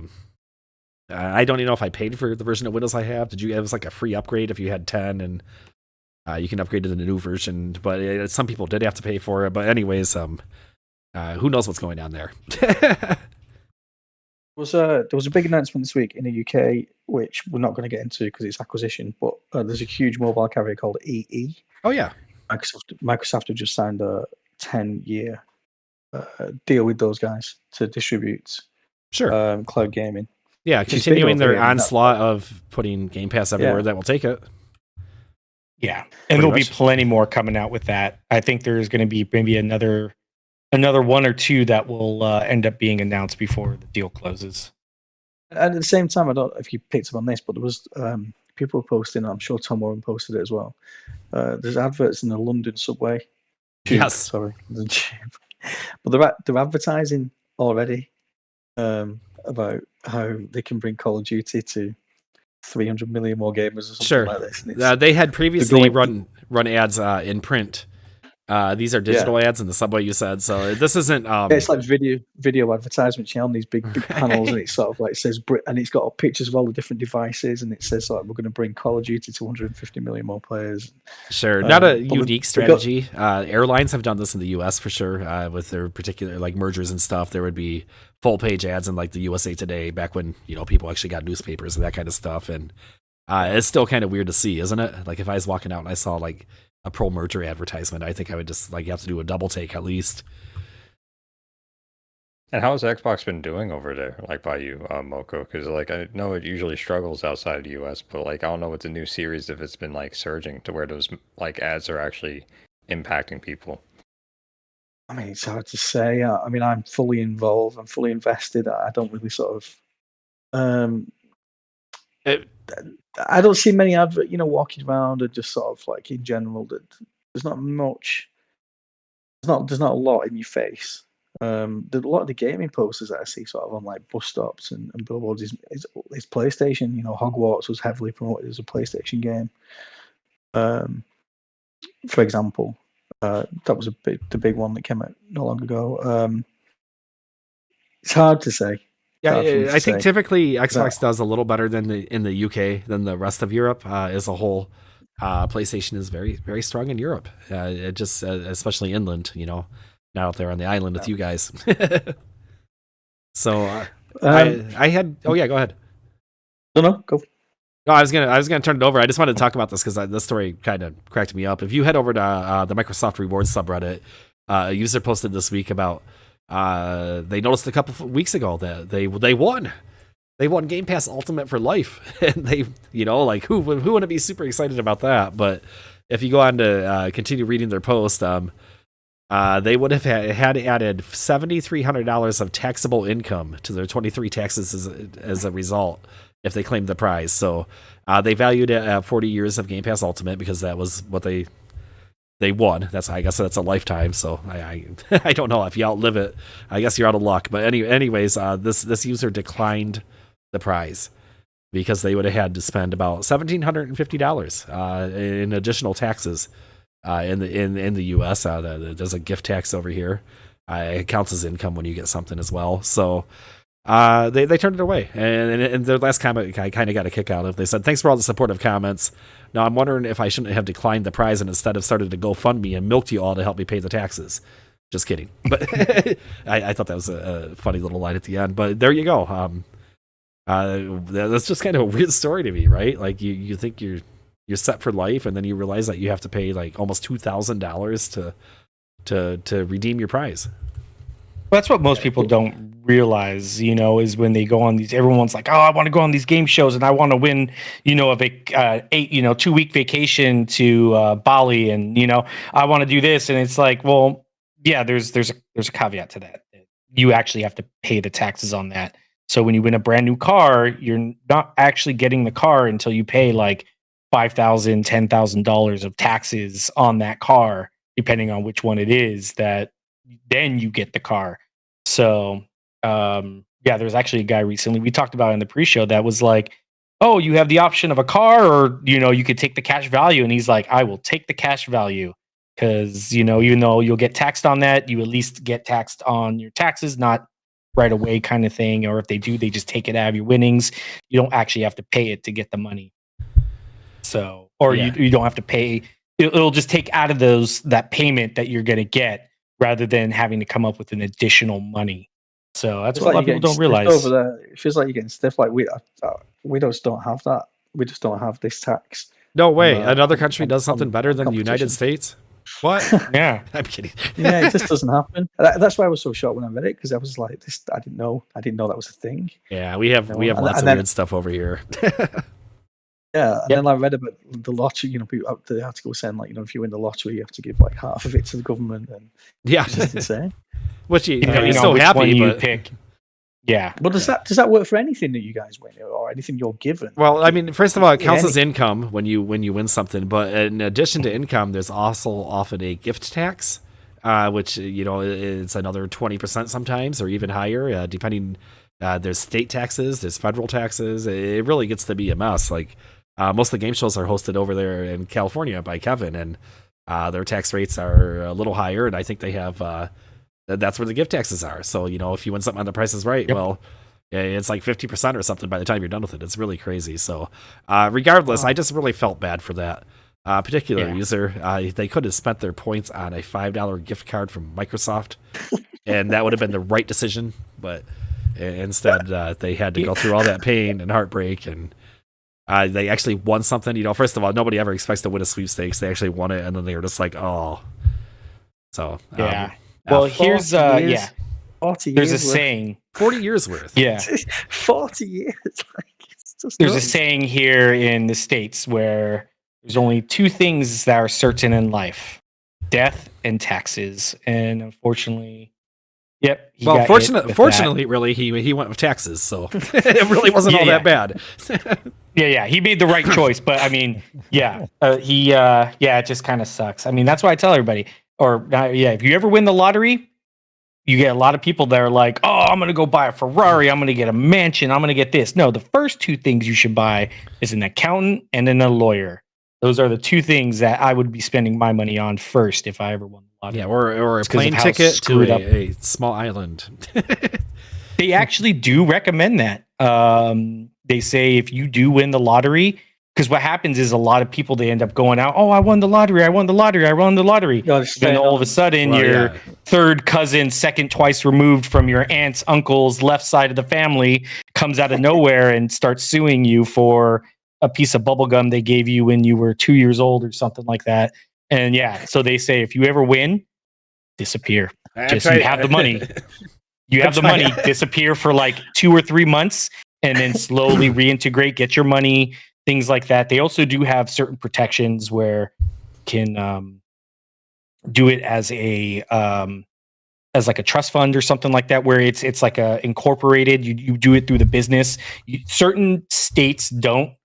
Certain states do, where you actually have to be the person that takes ownership. I think California is one of the states where you can make it to where you don't have to be. You could be anonymous in a sense. There's really weird laws. When it concerns Anthony, with the too long didn't read on this is like it's just really weird over here, and all the states are different too. Windfall tips 101. Right. Yeah. Wall Street Bets. So does that? I mean, I won't get into it. I won't go into it further. But does that? If you does that? You know what? Forget it. We're going way off. No, it's okay. But, yes, we are entering into a weird realm here for a video game podcast. But it gets weird over here, Anthony. I'll be happy to answer your questions later. Yeah, I will bring it back to podcast. Actually, I did just see this. If those that are listening or later listening, if you guys would be so kind, or if you also want to just put in your general info, Jez Corden just posted on Twitter earlier today. Hello, I am writing an article about best Xbox and PC gaming podcasts. We'll start out with a certain amount and then expand over time with updates. Otherwise, it will take days because there's so many great shows out there. But please drop your suggestions below. RT for visibility. So if you guys can post Xbox Talks, we really appreciate that. Shameless. I love it. I'm kidding. I have absolutely no shame. If you guys are listening, please let him know about us. It'd be great. He's a pretty awesome guy. I mean, his podcast with Rand is just absolutely amazing. If you guys do want some really great podcasts, there's so many out there. There are. We never intended to. We're not here to compete with any of the podcasts that are out there. We're just here as an extension of the community. But there are several that are great. There's the Xbox Era podcast. There's the Xbox 2 podcast. Xbox 2 podcast with Jez. Yep. There's XNC with Colt Eastwood. He does some Grub's good on stuff all the time. I don't even know what Grub has going. That guy's on like 3 times a day. So he's out there with some Xbox theme podcast as well too. So it's There's a lot out there, but anybody that takes the time to listen to us, we're just here to, just like you guys, we're just users and gamers. Sometimes we get, a little sliver of maybe some information that might be useful to you all, but we usually just kind of like to discuss the news with you. And we greatly appreciate the people that are finding us, especially since we transitioned from Reddit Talk on YouTube, on Spotify, on Apple Podcasts, and the different places that you are finding us. We get numbers back every week, and we see that you're out there, and that's why we keep doing this. I cannot, I'm so personally thankful to have people out there to discuss games with. And if you want to get a hold of us, you can come on Reddit, click the Mod Mail tab. Maybe you want to join us on the show. We want to have people back on here like we used to. The biggest drawback of moving away from the Reddit Talk client is that we can't bring up live guests like we used to as easily, but we can still work that in here. There's some users, Play Beyond, and several of you out there, as you guys that are joining us in the YouTube comments, if you ever want to get crazy, if you want to talk to, you don't have to even come on video. We can maybe join in on mic. We'd love to hear you for an episode, and you can join us and we'll distribute it and the whole thing. If Xbox Era is still here, Jesse or one of the other great guys, we'd love to have you on. I'm pretty sure if we reached out to Jez, he loves podcasts. He loves talking about all things gaming. So, I mean, I'm pretty sure if you're listening, Jez, come on. There's Miles Dampierre. He's a great guy. I'm actually in his Xbox Chatter Days Discord, which he's very active in. He likes talking with everybody. We'd love to have you guys on. Whoever wants to come on. I think we even talked about having Q on a while back. I need to reach back out to him. That would be fantastic. Ayla Music. All these people that we've come to know from doing this. This sounds like a telethon at this point. I feel like Jerry Lewis is going to roll out from the side and he's going to start like throwing out an 800 number. And I'm gonna grab my trumpet from around the corner and do about a 30-second show for you. But let's close this out. Go ahead. First of all, thanks. We just want to say thanks for the support. Let me end there and go ahead, Anthony. Yeah. I was going to say we need to get back in touch with the guy who joined us on his bike on the way to the grocery store, which is a highlight. Oh, that's right. I think that might be in our podcast feed. It might be like episode 3 or 4. I want to grab that clip and play it back on the show because that's one of my favorite memories. He was in the shop doing his deal over the counter while he was talking. It was incredible. That was one of the greatest moments ever in our podcast. This dude was literally like riding his bike around New York, like trying to go to get groceries. He was going to get bread. While on our podcast, he was. That was like one of the greatest moments ever. And then he was in the store. He got off his bike and he was in the store still talking with us. I think it was about Forza or something. And I was just like, "It's okay, dude. Like, we want you to get home safe. Thanks so much for joining us." And that was really funny. So, we had the guy asking about Sasha Gray's computer setup, and we were like, "Wait, what?" We've had some very awesome people here on this show, and I absolutely love it. I very much miss I know a lot of our listeners do too. I miss the Reddit talk portion of it. So we're going to look at some maybe alternatives to making it easier for you to join into us, including maybe something like Twitter Spaces or something, which works very similar to Reddit talk. It's just off-site. So we'll look into that, but we definitely miss that. Some of the best moments of the show and all the almost 60 episodes now are from that. Yeah. So before we get to closing, I'd love to get... Oh, go ahead. No, you go ahead. I'd love to get some developers on here too. If you guys have a developer, even if they're indie or whatever, they love coming on. I mean, we got Brock the Investigator last minute to come up and do a podcast, or not podcast, but an AMA with us on the subreddit. If you guys know of any indie developers you guys want us to reach out to, please let us know. We will 100% try and get them on this podcast. I mean, even before it blew up, we had Andrew from for the XSplit. Yeah, Upspec Gaming. Andrew was our first guest. Another great show moment we're recollecting is when Mikey J. Raymond played a very explicit intro song for our first guest, and he was losing it. The F-bomb was dropped several times. Mikey was scrambling to shut down his computer, and I thought he was just going to pull the plug on everything. I thought we were just going to lose him. And Anthony, the first thing he's like, "Well, that was a very interesting beginning," and I was like, "No," it's one of those things. So. Absolutely loved it. We will also that kind of falls on us. We'll investigate picking up some more guests for the show as well. Before we turn it over to the closing ceremonies, if you will, I just wanted to kind of go over some new releases coming out this week. Minecraft Legends, first of all, we haven't even really talked about that. Nice. It's sitting atop our banner. Are you guys going to download and play it? Oh yeah. I mean, I worked on numerous amounts of RTSs, so I am glad that the genre is coming back, at least in some form.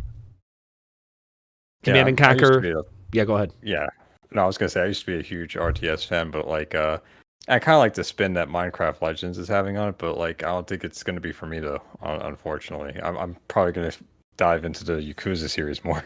No, that's totally fair. Yeah. I have to get a Yakuza too, especially the is it Like a Dragon? That's like the JRPG one. Yeah. Yeah, That's the one I played. That's where I got to start. You liked it? Crazy. Was it good? Oh, it's so good. All right, good, that's but it is crazy. it's next on my list. I it's been on my back burner forever. I think it's back on Game Pass, so I have no excuse to skip it. And I love the JRPG. That said, I will be playing Minecraft Legends because my first competitive online game was the OG Command and Conquer on PC with a giant monitor. I just remember playing that game and like I was just white knuckling. I think I was having some kind of like cardiac incident or something because I was so into it, man. I was just like, like it was crazy, man. So I still love RTS to this day from those experiences. Puzzle Quest 3. First of all, Puzzle Quest is kind of an older game now, and it started on Xbox Live Arcade way back in the 360 era. Do you guys have any Puzzle Quest experience, and are you excited for this new games as a service free to play expansion on the original formula? Not anymore after you said that. Did I just ruin it for you? Oh man. In its defense, there's a game called Gems of War, which is created by some of the original Puzzle Quest team. It is a games as a service free to play. It's very fun. It's a treadmill game, so you might get like the best stuff, but next month they're going to reset it and introduce a dragon that's 2 times as big as your dragon was, and it just keeps you going and going. So that's a little concerning to me. I do love Puzzle Quest though, so I think I will try that one out. There's a game called Disney Speedstorm coming out. I don't know much about this. It looks kind of like a kart racer. It has like Monsters Inc. and Mickey Mouse and all the Disney characters. It's developed by Gameloft. If you're familiar with Gameloft, they are one of the original big mobile developers, and they released like a WoW clone, a COD clone. Like that was their whole market. It's interesting to see them still around creating games for Disney at this point. Coffee Talk 2 is coming out the 20th. This is a game that is not for everyone. If you've played the original Coffee Talk, that's pretty much all there is to say about that one. And that's pretty much it for Dead Island 2 on April 21st. Any excitement up here for Dead Island 2? No, definitely. I'm actually excited for Coffee Talk though. I Nice. loved the first one. Yeah. Did you? Yeah, I played it quite a bit. It's such a good chill, like, wake up in the morning, Sunday, and have your own coffee. If it's raining, you get bonus points, and then you can just dive in on it. But that's next level immersion right there. Playing coffee while having coffee. You should see what I do while I'm playing Resident Evil. No, I'm kidding. I think that's kind of it for big releases. There's Mr. Brocco and Company. You're a broccoli. So that's how I'm closing it. If you want to be a broccoli, you can play. Is that a game? Yeah. It's from an indie developer. It's surprising. Mr. I Broccoli. thought you were just saying a bunch of random words. No. I wasn't sure. I was like, what the hell are you kidding talking me? about? You don't know about Mr. Broccoli and Super Asparagus? No. Because Mr. Broccoli's partner. Yeah, Super Asparagus. I am definitely going to look this up. Let's okay, next podcast we are going to talk about this game. Oh my, you're going to make me spend $5 on Mr. Brocco? I mean, I'll do it. I will spend $5 on this game. I will check it out for sure. Pixelated Pigeon does he might be Perspiring Gamer, I forget his Reddit handle, but he does our new release threads. His comment on this one was, going off the trailer, it seems to focus on precision platforming with some boss battles. So and it looks like he's fighting pizza. One of my best games last year, what I enjoyed the most, was Turnip Boy Commits. Yeah, I thought that's what you just said. Did you say vegetable games are good? Vegetable games, it's like, you can't go Anthony, wrong. Vegetable games are not a genre. Stop trying to make that happen. Oh, that's so great. Now I'm like trying to think of like, what are some other vegetable games? I mean, Plants vs. Zombies, come on. Oh yeah, there we go. A Garden Story, I think. Garden Story? Yeah. Well, I mean, if you get into like Stardew Valley and stuff, and we're getting that's Plants vs. Zombies. All right, let's wrap this up. Yeah, let's do it. I'm looking at coffee. Oh, yep. Sorry. Awesome. Sorry. So if you guys don't know, you see me looking around. It's not me. I do have ADHD, but that's not it. I'm monitoring multiple social channels. I'm looking at comments that people are on YouTube, which I have up here. I got our Reddit page over here. So if you see me looking all around, that's pretty much what I'm doing. I'm very interactive. I really want the community to come in and talk. So I want to be, you care, Kevin. You care. It's okay, man. We're I do want to say sorry, but yes, let's wrap this up. Let's end the show with what we will be playing. I will be making my final Elden Lord run. Hopefully I can knock that out by the end of tonight, maybe tomorrow. I do have a work trip coming up for about 2 or 3 days. I will be in San Antonio, Texas. But nice. Say hi to the river walk for me. I definitely will. I think actually we're staying right off there. It's a beautiful scene. I haven't been there in a long time. My aunt lives down there. It's a great city. Nice. Yeah, I can't wait. I'll be doing my Elden Ring run. Definitely playing Brocco and Super Asparagus game. That's it. I'm spending the $5 Kevin's making me. Yeah, I'm gonna buy it. I'm gonna buy it for sure. I want to check this out. And then Overwatch 2. I'll be working my way up to level 80 on the battle pass, but that's all I got planned. Nice. Anthony, more Disney? I no, no, probably that. I'm gonna Minecraft Legends. I'm gonna have a go and get involved with that. And I'm gonna try and get stuck into the gunk. I liked what I played, so I'll try and progress through that. That's one of those games that just kind of like lingers around and people discover it every few years. It's been around for a while, but that's awesome. Is it really? Yeah. I didn't know. No, I didn't know. I just saw it on Game Pass and I saw some good comments about it. So on the sub, like a few people on the sub have been talking about it. So yeah. It's like I said, it's one of those those positive buzz games. Maybe like a slow grower, but seems to have done well for itself. So I'm going to pull up some video footage of Mr. Brocco while we're closing out here. Oh, there we go. Okay, awesome. Yeah. Oh, wow. Oh, guys, you are in for a treat. So we're on a delay here. So I have the YouTube video up as well. So there's going to be a little bit of a delay. So Mr. Brocco's his greatest nemesis appears to be junk food. He's bouncing off some hot dogs. There's pizza.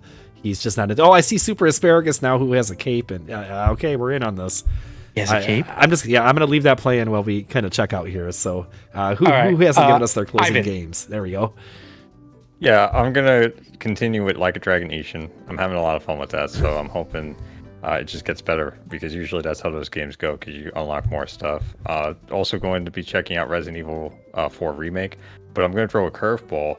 I want to kind of revisit Wo Long, because I think it's still on Game Pass, and I stopped like 60% through, so I kind of want to just keep it up, because it's not like I hit anything like a wall, so it's not like I got turned off of the game. It's just I stopped playing it for some reason. Other things came out, so I feel like I need to finish it. Definitely a thing that happens. Mikey J. Raymond, when he's back next week, will love to talk to you about Wo Long if you do get back into it. I think he beat it. He was way into that game. He really liked it quite a bit. So for myself, what am I doing this week? I am going to Tactics Ogre. Unfortunately, not on Xbox, because Square Enix hates us over here for some reason, but I'm going to continue to work on that on PlayStation. That is a throwback to turn-based strategy, which is a genre that doesn't really carry the same water it used to. But Final Fantasy Tactics, if you're familiar with that game, it's in that same kind of vein. Very excited to play that. I'm going to continue to work on Overwatch and Loop Hero. I think 3 games is a lot for a busy man like myself, so that's where I'm sticking. So Loop Hero. Yes. Do you know what? I'll just look it up. I don't need to get a stick. No. Let's ask questions about Loop Hero. Is it a music game? No, it's not a music game at all. It's not that kind of loop. Yep.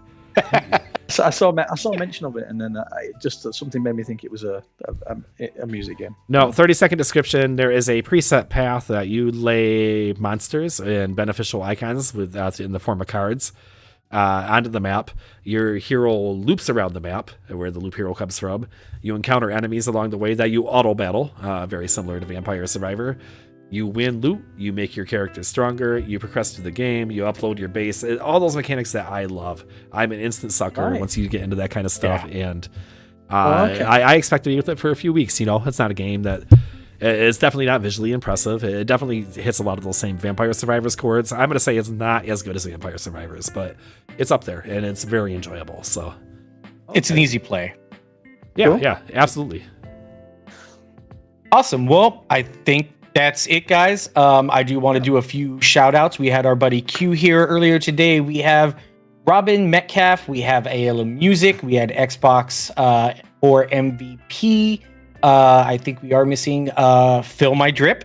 Good job. Mopo's I think favorite maybe Justin username. snuck in here under the Xbox Era account, 2. which we always Xbox Era appreciate. 2 came in. I do want to thank all of you guys for coming in and showing us some love. Definitely.